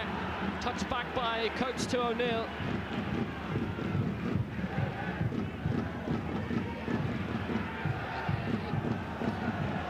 Dallas just cut out by the Cadell not on, and it will be a Derry throw. 10 minutes remaining and the breakthrough. Now this is the goal, good feet into young Morrison, picks a lovely pass out, and great finish. There's only one place that Patterson could really put that, and he didn't half smack it in the corner. But two players are very, very temperamental characters, Morrison and Patterson. But they do have quality at times, and sometimes that can be the difference between winning and losing. One bit of magic on the pitch. That ball from Morrison, you know, it was his first touch that kept the ball, and he played the perfect pass in for Patterson. Cup finals are passionate occasions, and he was always like this as a number two.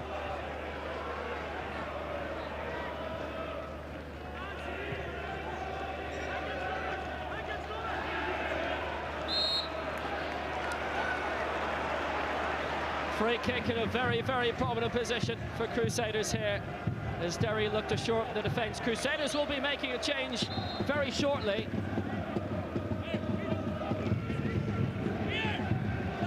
As they're on the attack. Dallas with the free kick on this near side. Keeper came, was balled to the net. It's Coates, and the goal's been given.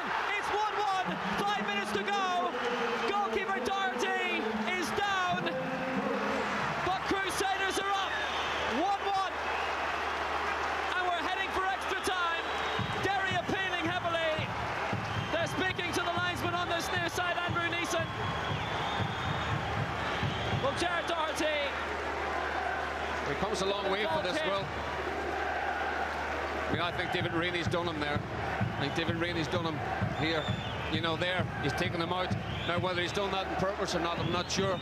But 9 times out of 10, that would be a free kick. 9 times out of 10, that would be a free kick. Well, isn't Colin Coates just the man for the big cup occasion? Goals in the semi-final to beat Sligo, and then to nets against Linfield in the Irish Cup final last week. Andrew Neeson, the assistant, who's awarded the goal for Colin Coates. With 5 minutes to go, Crusaders 1, Derry City 1. What's the goalkeeper here? That's a free kick. Rainey had his back to it, and there was a big collision, and Coates was the main beneficiary. And you often say to players, make it as difficult as you can for the goalkeeper, stop the goalkeeper getting the ball. And David Rainey, you know, 36 years of age, very clever, cute player, and he's turned sideways into him. It's a free kick. but it was very difficult for the officials to spot that because a lot of bodies there. I mean, Gerard already knows he's been taken out, but that's always the fine lines we talk about.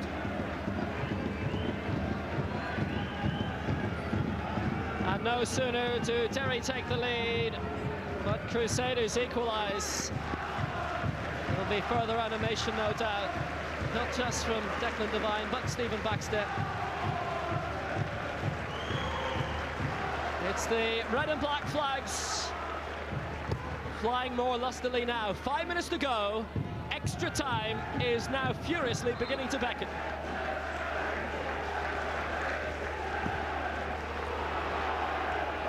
The one thing I would say in all of this, Will, Colin Coates didn't have dispatched his chance here, Will. It's a big opening. Oh, just wide. Rainey. Big opportunity. Crusaders broke from the kickoff and could have won this cup tie in the space of a minute. Again, too often today, Will, the ball's been knocked over the back four. Goodell, as usual, has been making those runs all day. Lovely pull back. The only thing for Rainey, but disappointing, didn't hit the target across the goal. I think it was Crusaders were going to lift the trophy. Well, David Rainey, with 20 goals this season, set up so wonderfully by Declan Goodell. And now, suddenly, it's looking like extra innings. For a split second, it was looking like the main course for Crusaders.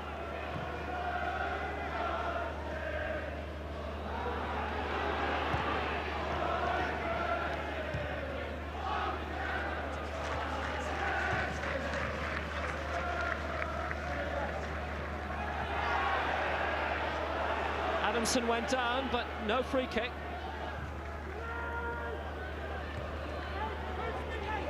Nodded down by Coates. Well, such a sterling performance by him against Sligo in the second leg, and his goal got Crusaders back into the cup final at Windsor last week against Linfield. And he's done the same again today. But wait, Patterson is up there and he's past the goalkeeper, and the challenge came from Lehman, and that's been given to Crusaders. Patterson can't believe it, and Patterson had been yellow carded, and now he's bumped in. He's getting sent off, Will. And I think there's a second yellow card has been shown. Certainly there was one, but was that just part of the one action by Raymond Krangle? The referee looked as if he was reaching for his back pocket again, Will. Patterson has been booked for his reaction, and the yellow card went up again, but perhaps just as a second wave. We'll have 3 added minutes, by the way, at the end of the 90, in what is now an ultra-dramatic cup final. I'd like to see this again, Will. Somehow, I think you will. Rory Patterson has been yellow carded for that. He felt it should have been a penalty. There was a case either way. Picked up by Rainey here. Cut out by Malloy. And that is a Derry ball. The 90 minutes are up, and we are into 3 minutes of added time. That goal goes back to the goal there, Will. Barry Malloy's having a go at David Rainey. He was the one that fouled Gerard Doherty.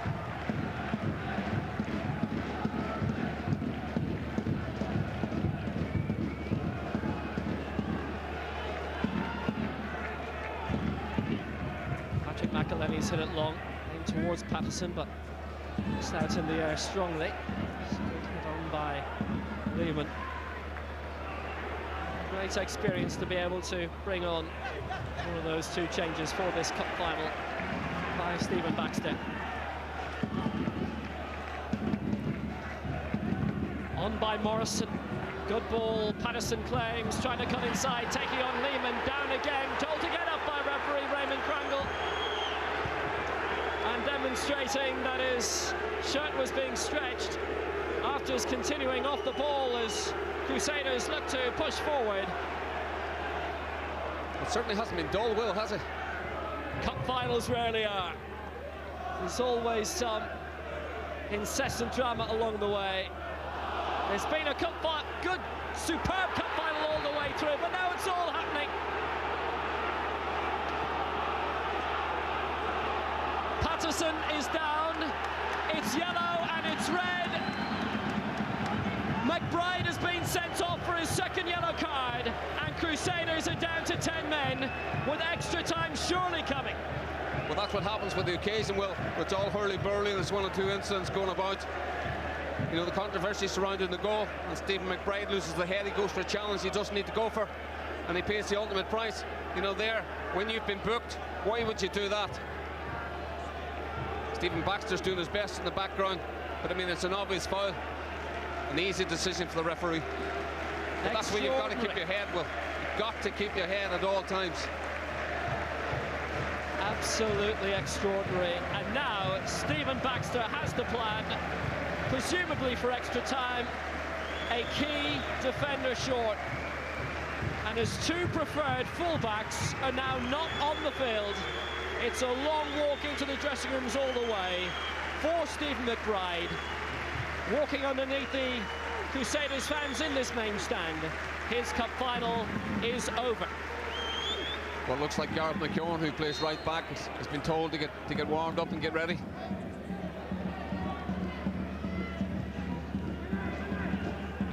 Can Derry capitalise before the end? Can Crusaders?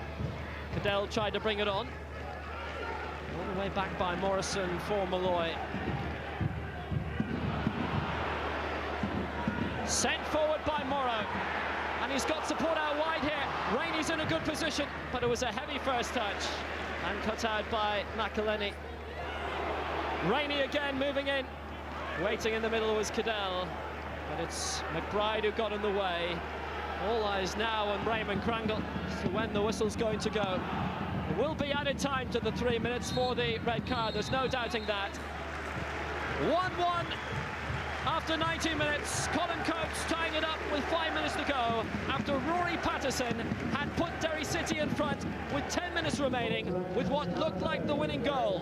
It hasn't been, and for the first time since this day in 2007, the Setanta Sports Cup final goes to extra time. Crusaders won, Derry City won.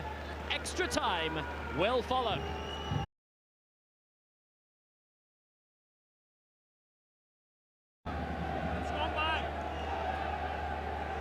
What a final, and it's not over yet.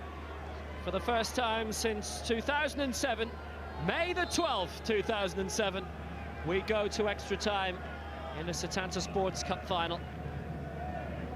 And that decider 5 years ago was played in Belfast, with the Belfast club Linfield being beaten on penalties by Drogheda.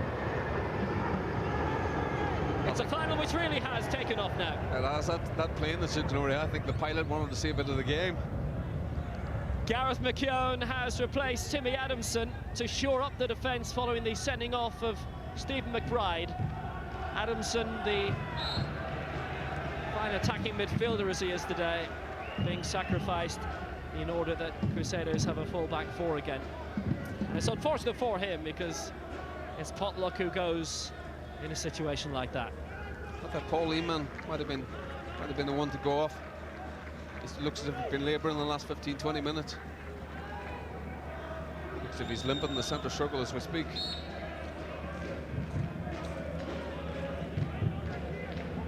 The one thing we haven't talked about, well, there are a number of yellow cards out there at this minute in time. You know, a lot of players out there got to be very careful. McGowan has taken his time. It fell invitingly towards Morrow, but it'll be brought away here. Dade came back and he's found a way past Morrow very well.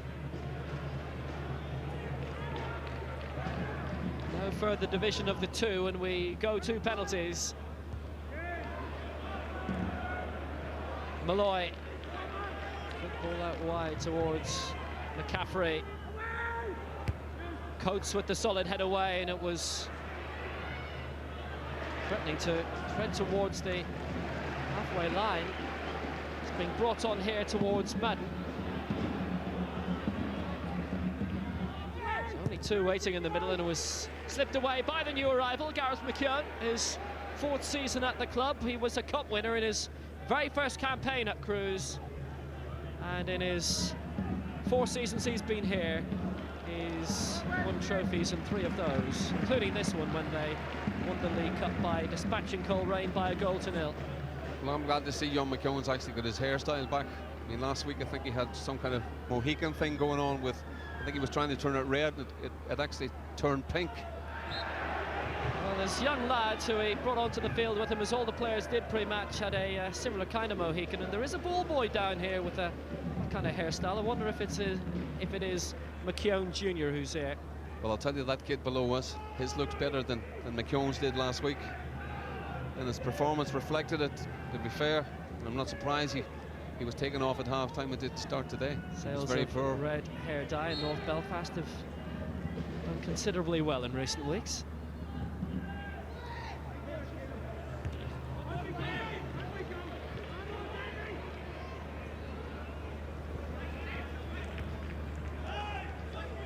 McGowan got the touch away, who was normally the first choice right back today.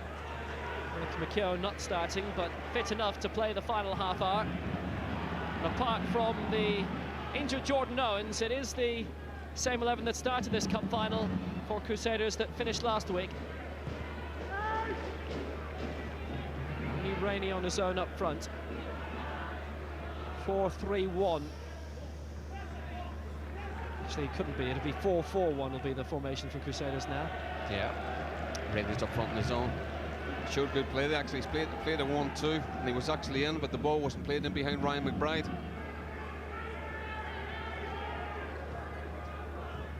I have to say, David Rainey's in great nick for a guy of 36 years of age. You feel like it.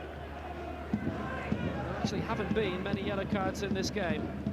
Only 5 players cautioned. McBride picked up 2 yellow cards. Stephen McBride for Crusaders. A few battles with his namesake in this game, Ryan McBride. Super ball forward, Cadell straight through, onside and denied. It's a corner kick, and the tackle came at just the right time from Ryan McBride. Yeah, it's a great last-ditch tackle from Ryan McBride. But Cadell made a run, and the Derry back four saw him making the run from 10 yards away. Didn't go with him there. You know, that's really, really poor play. It's Rory Higgins that ends up being caught, but Simon Madden didn't track the run either. You know, it's a great challenge by Ryan McBride. Great challenge with the wrong foot as well, coming in with the left foot as opposed to the right.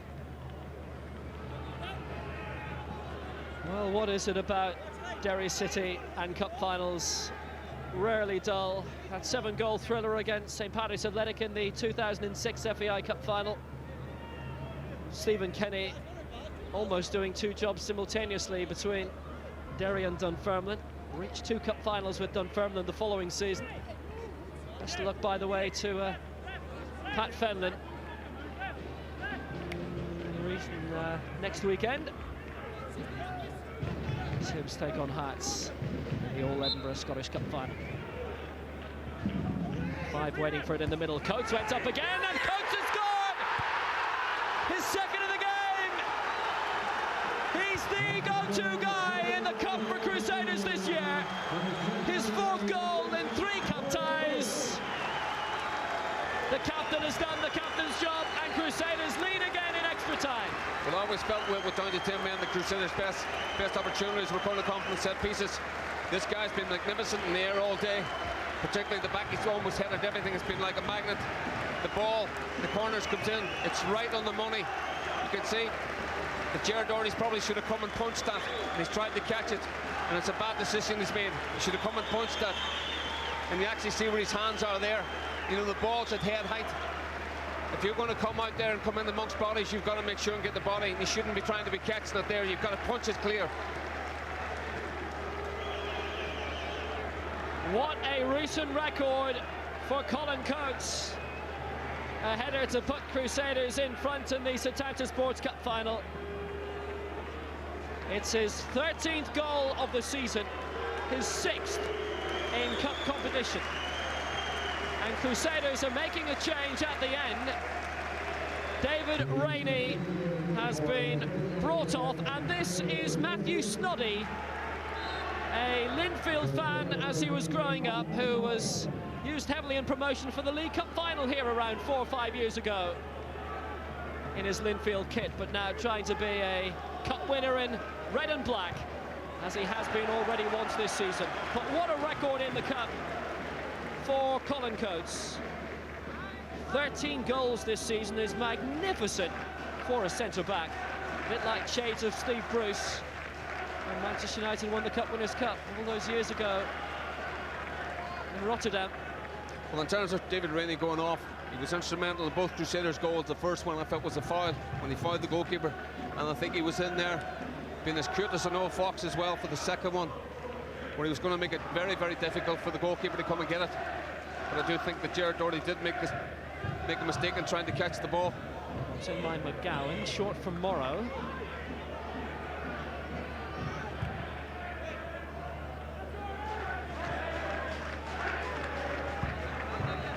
But since that goal has gone in, Declan Devine and Paul Higgerty have been very much in conversation over there, thinking about maybe changing the formation, how they can utilise the extra man a bit better. Well, Patterson was up, and he's on a final warning.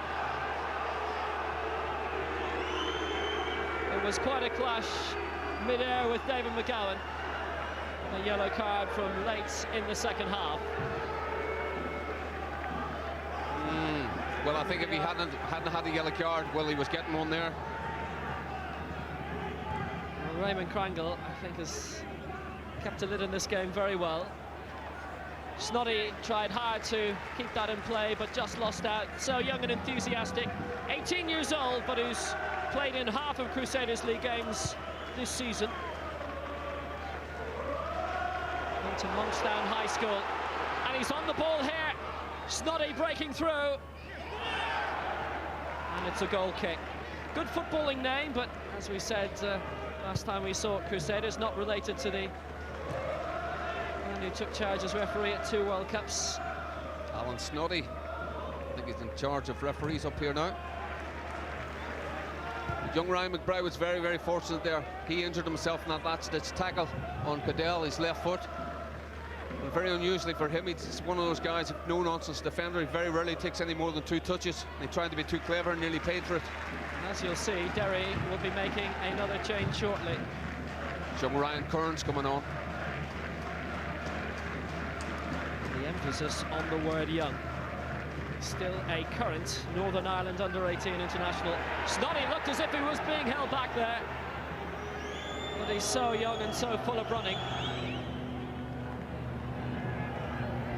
I think Derry might be thinking of maybe going 3 at the back or something like that. You know, the young Snoddy's playing up front on his own, and just go man-to-man with him, get other people pushed on, but they've got to be aware of the runs of Cadell and Morrow. Well, it's worked for Napoli. They made their way into their first Champions League in a long time. And Universidad de Chile won the South American equivalent of the Europa League, winning with 3 men at the back all season. Derry adapting their pieces on the chessboard as a result now. McDade, very good cutout by Aidan Watson. Sent back in again by McCaffrey. It's inviting, it's pinballing, it's a chance for Patterson. It's a penalty for handball. And in the very first game of the season against Fulham, Crusaders conceded a penalty for handball. And now in game number 57 and the last, it's the same again. It's against Paul Lehman. Yeah, it's a penalty kick. I think the Crusaders players knew the minute that the referee pointed the spot.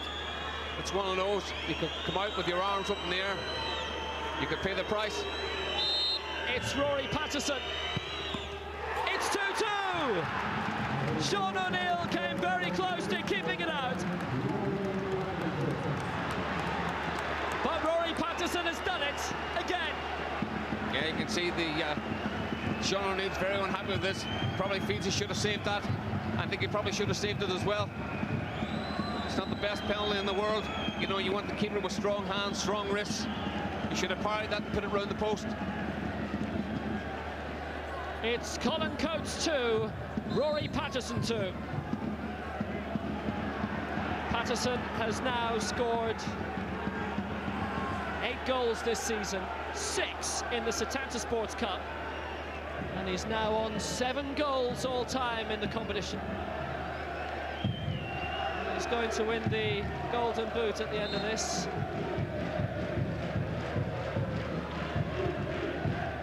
I feeling we might be seeing one or two more penalties.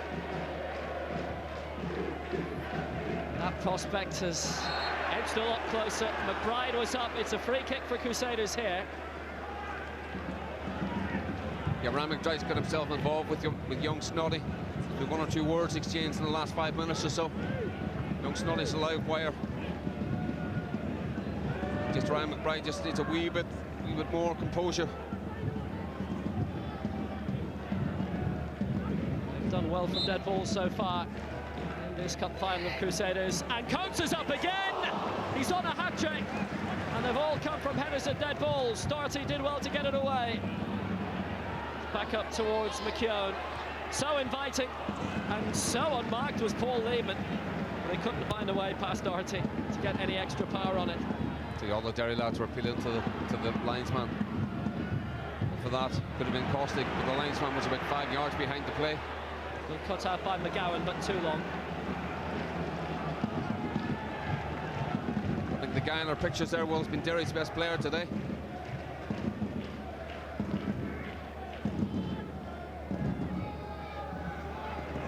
It could be 4-all or 5-all.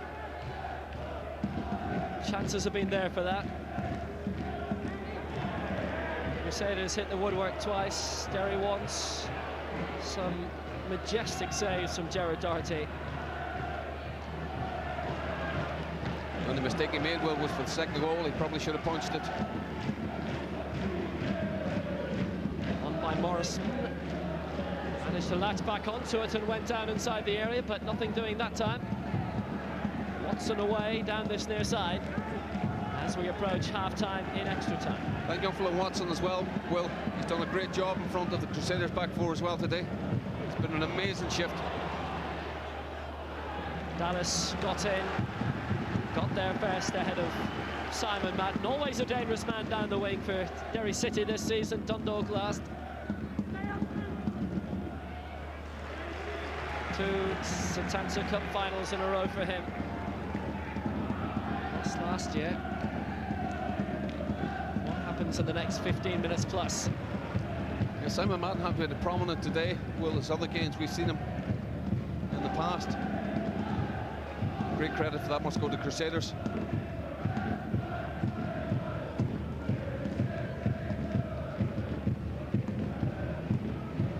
Led by the head of Shane McElhenney.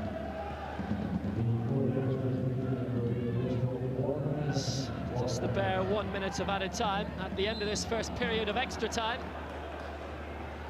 And the ebb and flow has been terrific. And there's been a word said out of turn. Yeah, it's Owen Morrison, who's just been booked, Will. Always likes to chirp. Owen. It's never third quiet. Yellow of the final for Derry City. It's never quiet when he's around. Him and Patterson between them. Two of them could talk you to death.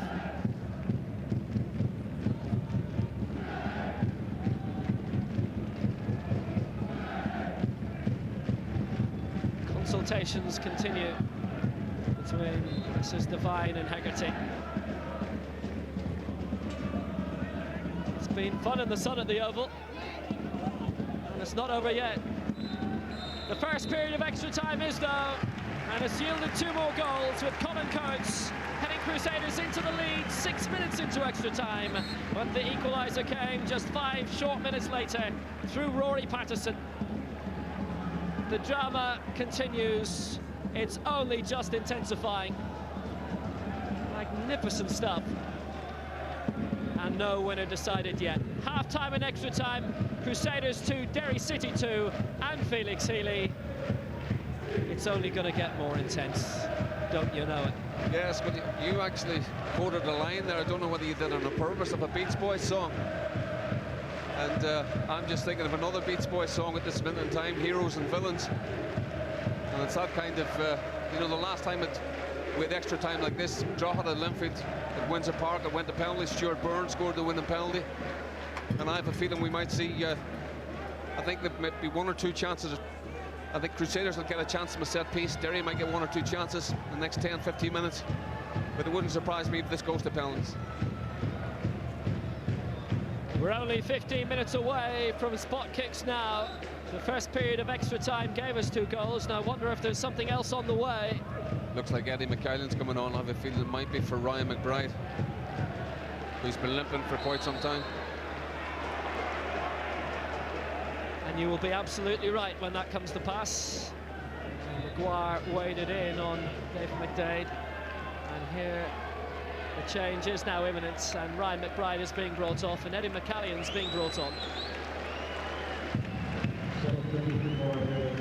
Well, it's a minute into the second period of extra time that's being done. Why not do it at half-time in extra time? It's only a minute. Well, there was an incident with Declan Vine actually came onto the pitch, and he tried to get the players over at half-time to have a chat, change 1 or 2 things, and the referee was quick off the mark and told them to get off the pitch. He didn't want them on the pitch to have any kind of discussion. You're not allowed to come on the pitch at half-time and extra time. You've got to have a straight changeover. Morrison, very good strong block by Lehman. Well, it's such a powerful central defensive partnership between Lehman and Coates, as we normally have with Derry when they've a full-strength panel, but Lenny and McBride have done a good job today until McBride's departure, and Eddie McCallion comes into the back 4 now.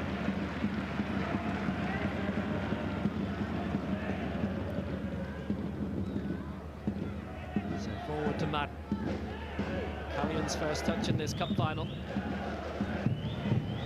5 League Cups he's won since 2000.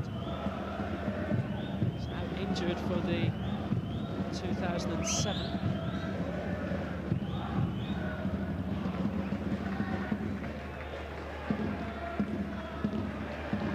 Very well won by Patrick McElhenney, in ahead of Morrow. Try to keep going. Very good tackle, which might just have cost McGowan dear. He's limping away from that. It will be a throw for Crusaders here, won by young Matthew Snoddy. What's harsh is Bryson Will. McGowan's actually got cramp. I think he's struggling to take this throw in. Well, he's making his way up as best he can.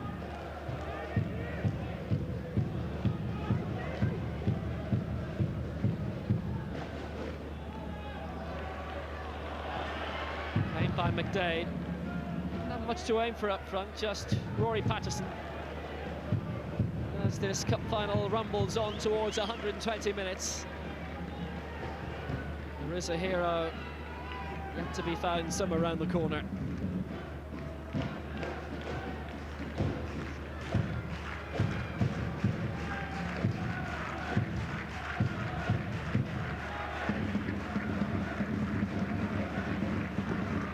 They've both given us an intense cup final with some tremendous football. Just enthralled to see what's going to happen next. No, not by Patterson's not back towards O'Neill. He's very animated again, Rory Patterson. He's headed that ball on. He's complaining about everybody else around the pitch. I don't know what he expected them to do.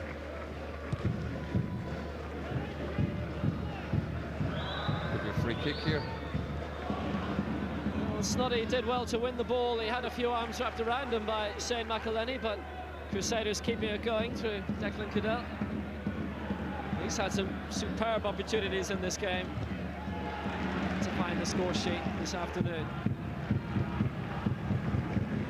There'll always be moments for any player, well, and managers as well in cup finals. As you get older, those moments keep popping up at times. If only I'd done something else at a particular time, those kind of things haunt you in years to come, particularly when you lose. And young Cadell today, he's worked incredibly hard, decent player. And he's had a couple of chances, as you're saying, particularly when Crusaders were on top in the second period.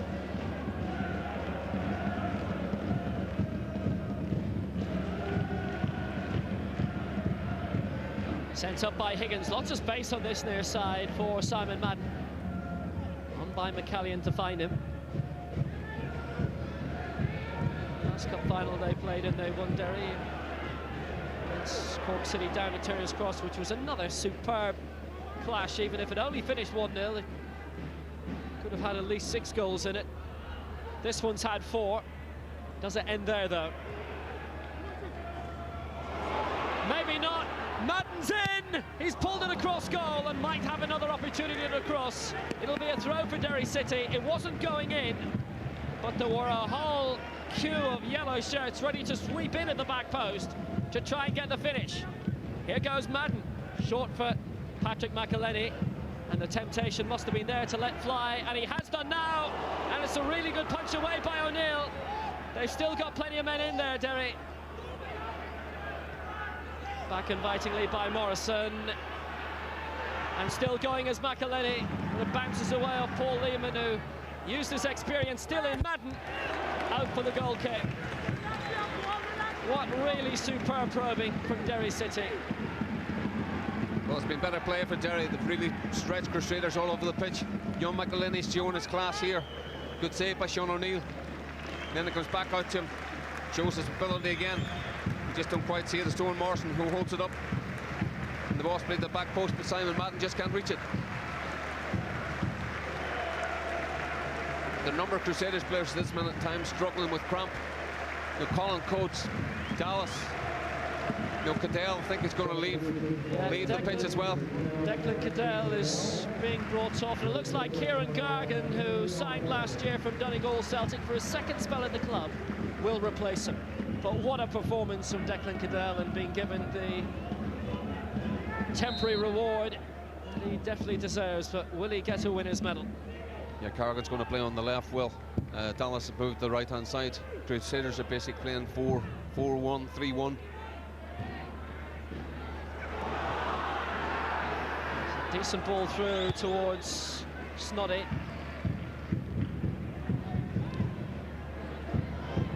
He's causing problems for the Derry defence without a doubt. He's got so much running in him. He's been given lots of opportunities by Stephen Baxter as the attempted volley by Madden goes wide. Well, they're both up for this, neither looking like they want to take penalties. They want to win it on the pitch. Well, you can see that O'Neill's very unhappy with Carrigan, who's just come on. He's allowed Simon Madden to go on that run, and Colin Coates came across, blocked out the danger, just did enough to put Simon Madden off.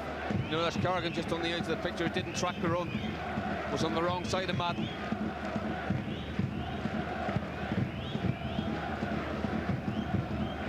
Well, both sets of fans in rousing mood now, and here goes Snoddy, released by Gargan. What a superb cutout by Madden.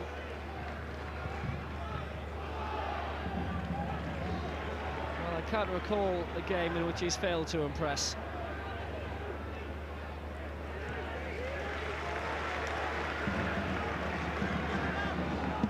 Crusaders moving it on this near side through Gareth McKeown. Finds Snoddy down the middle this time. Exceptionally keen. With legs tiring. That might be very useful in the final 7 minutes of extra time. Madden again. Quality ball sent in by Morrison, but it just had to be a bit better. Various shoulders beginning to droop around the pitch. The Crusaders obviously looking very, very tired team at this minute in time. You know, Morrow in the centre of midfield, Dallas in particular. They look absolutely shattered. Paul Lehman struggling. Coates has even got cramp. But the young fella who's come on, Carrigan, is fresh as a daisy, but it's very difficult sometimes to get into match when you come on as a sub. And a couple of times he's gone to sleep and Simon Madden's got beyond him.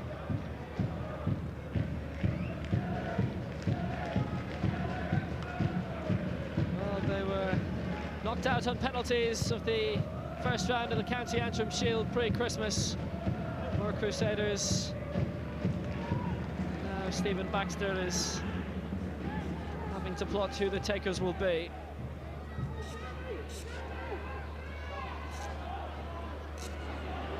In case it's not won in the next 6 minutes. Can't really see Crusaders this minute in time mounting any kind of attack at all. Well, it's gathered by Morrow. They have the ball in the final third, and it's offside against Matthew Snoddy. they look like a team that needs penalties. And it can't come quick enough. I do think Derry will get an opportunity. Strongly won by Rory Higgins, and he has the free kick too. There's so much international talent on the pitch in terms of underage internationals and representative games for the League of Ireland and the Irish League. It's a good cup final all the way through, but it's really gone towards boiling point now, even if the second half of extra time hasn't quite got the same intensity of the first, which was breathtaking at times. Paul Lehman did really well there. Well, that cross that come in. You know, we got the right side of Rory Patterson, didn't allow him a free header. Callion.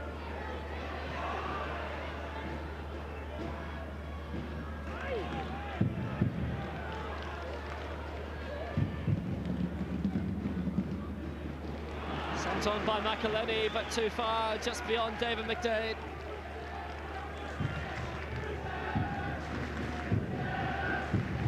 "22 cup competitions Derry City have won in their history. Crusaders have 16. And in their only previous All-Ireland Cup final, they finished runners-up 44 years ago. Suddenly they've been given a bit of a lift. Madden failed to trap. Crusaders have the throw. Well, all the Crusaders Morrow players, barely had the energy to take it. all the Crusaders players are just calm down. Just calm down. 4 minutes and counting. McKeown will take the throw.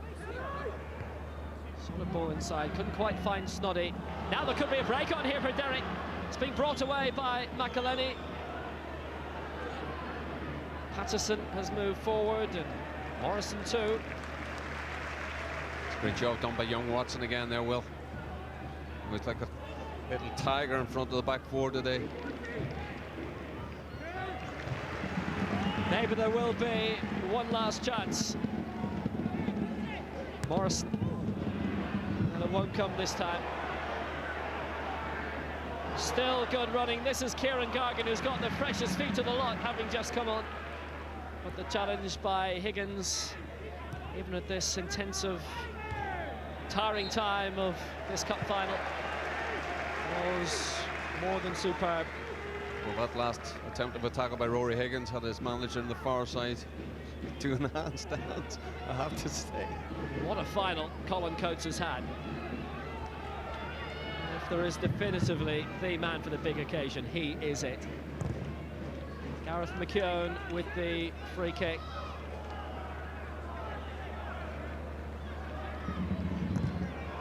Controlled by Snoddy, dived Gargan. So what's it like to score the winning goal in a cup final then? And will we see one here? I think it'll be penalties, Will. Scoring a goal in a cup final, I was fortunate to score a number of goals in cup finals. And it's amazing the ones you lose. Sometimes I scored 3 or 4 in cup finals were actually lost. And you probably think more about them than you did in the ones that you actually won. It's brought through by McElhenney. Derry trying to win this in the final 2. Obviously in '89 there was the treble, which we won, which had never been done before, added great significance to it. And it's amazing everything you do. People always talk about that. Good cutout by Gareth McKeown. Is there one last launch forward by Crusaders in the final 90 seconds? Not like that, there won't be. The one thing you do get, well, when you score in like a cup final like that is you get an adrenaline rush that's hard to describe. Waded through Higgins, and look who came out with it. Colin Coates, and Coates is launching the attack here. Adrenaline all the way for him, and he's in the middle and he wants it. Morrow's bringing it down the left-hand side, and Morrow couldn't quite get a proper connection behind it. But Coates sailed right through. It will be a Crusaders throw here. He's out and on Coates his feet is staying well. up. Morrow's just absolutely shattered. Well, there's going to be quite a lot of limbs being straightened out and massaged. ahead of the penalty shootout if it goes that way. Just doesn't have to go into the box here. Less than a minute away from it now. Doesn't have to go into the box. He should just give it to Watson.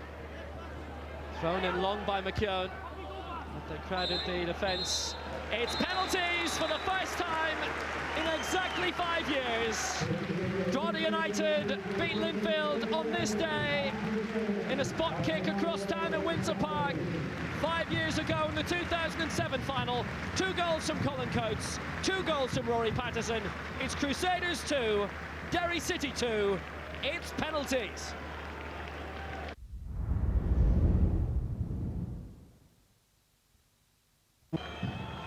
So Derry City will take first in the shootout, and the man who scored twice across the 120 minutes, Rory Patterson, the top scorer in the competition this season, facing Sean O'Neill.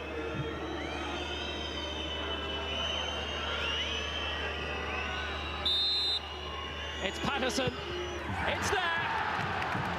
First blood Derry in the shootout, so confidently done by Rory Patterson. Well, it's one of those, this is the double bluff, Will.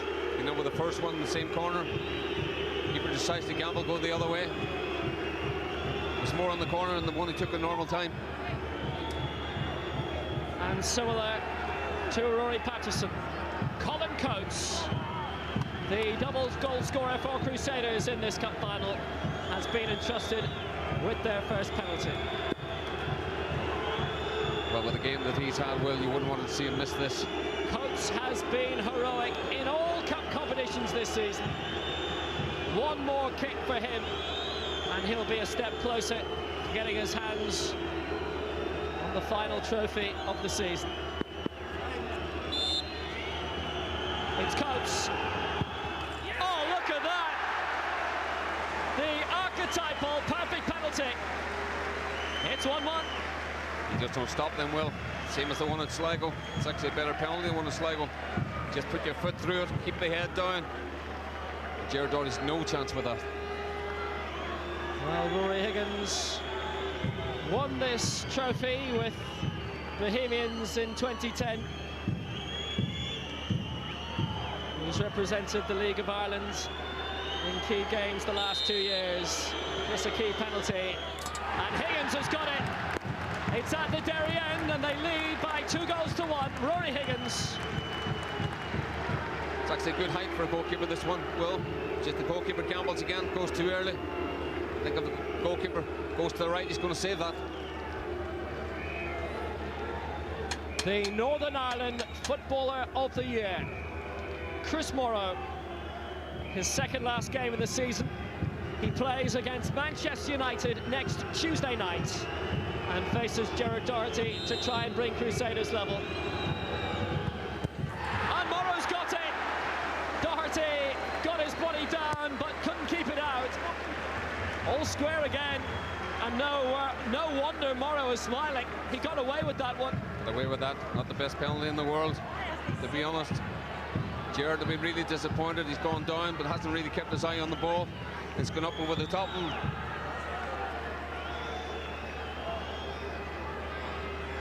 Time for the captain, Barry Malloy, captained the League of Ireland selection in the Super Cup last season. Malloy scores 2 to keep alive his chances of getting his hands on the trophy, even if O'Neill managed to get a hand on the ball. Again, the wrists aren't strong enough, Will. It's like the one we saw earlier. Although, to be fair, it's not the worst penalty in the world. Well struck in the corner. Gerard Doherty's trying to play all kinds of games with the Crusaders penalty takers. Well, just look at this. It's the 18-year-old young substitute, Matthew Snoddy, who has volunteered to take the 3rd penalty for Crusaders. And the confidence of youth has seen him through. Wow. Tell you what, there was a fair bit of intent even with the run-up. He looked like he was going for the high jump. Absolutely smacks it in the far corner, right in the far corner. What a fine finish by Matthew Snoddy. And now it's the turn of Owen Morrison to try and follow suit. Real squeaky bum time. Well, as long as he doesn't try to be too clever with this.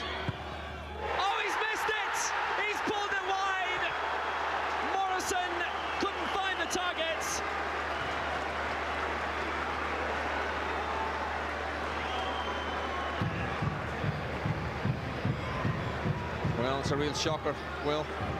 I never like people who take a very, very short run up. Well, it was good for Socrates, but not here today. But he's a very, very talented guy, Morrison. Sometimes, you know, you try to be too clever. It's Kieran Gargan. Saved! Doherty pushed himself to his left, palmed it away, and Morrison's wide has been cancelled out. Well, it's amazing how often they say in penalty shootouts, Will, whoever misses first quite often wins. It's good height for the goalkeeper.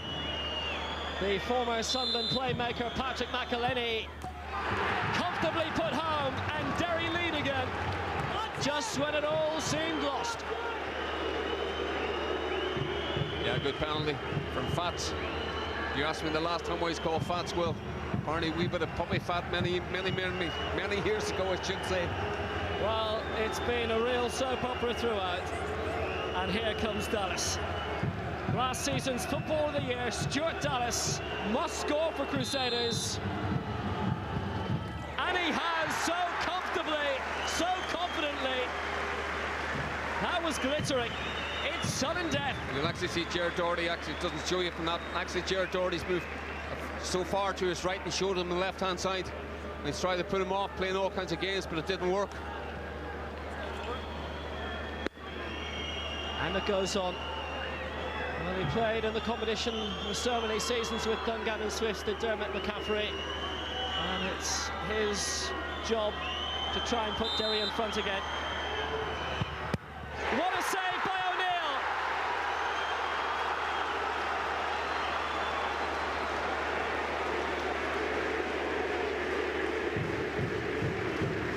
It was low, it was perfect for Sean O'Neill. And the guy stepping up now, guy. Will, it's some comeback for him after what happened at Windsor last week. Gareth McKeown, last week in the Irish Cup final, had a big streak of red dye across his head.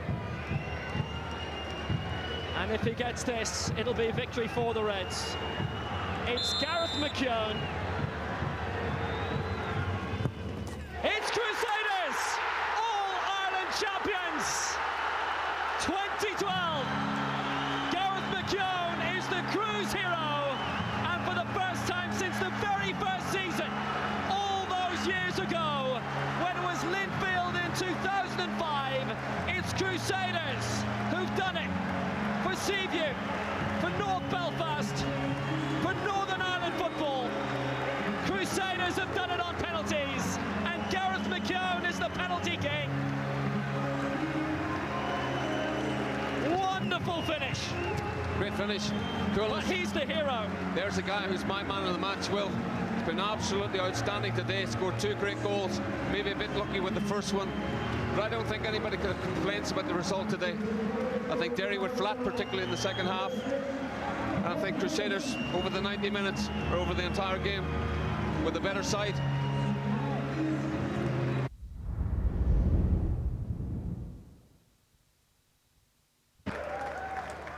Well, the presentation committee being led by Milo Corcoran, the head of the Setanta Sports Cup Committee, Jack Grundy of the Irish Football Association, and Colin Morgan, the chief executive of Setanta Sports Television. But Sean O'Neill, such a wonderful performer. Paul Lehman finally wins this competition after being a runner-up 4 seasons ago with Glentoran. Stuart Dallas, such a wonderful penalty to send it to sudden death, and it was the first round of sudden death penalties in which Crusaders won it. Well, Linfield were the very first winners in 2005, and until today there hadn't been a Northern Ireland winner. Since then, 2 for Drogheda, 1 each for Cork City Bohemians and Shamrock Rovers. But the crews from North Belfast have come through this season on this day. Stephen Baxter, the winning manager, walks forth to receive his winner's gold medal, and that leaves just one man, and in a team of heroes, he's the one who is sitting on the shoulder of giants. Colin Coates, 2 goals on the pitch, a converted penalty. And in the 30th All-Ireland final, the 7th Setanta Sports Cup final, it's a winning crusade. The most Northern All-Ireland champions ever. Colin Coates has led by example. He's brought this wonderful team with him. And at the end of the second longest final ever, their longest season ever, 57 games, they are the champions of All Ireland, and they've been just brilliant.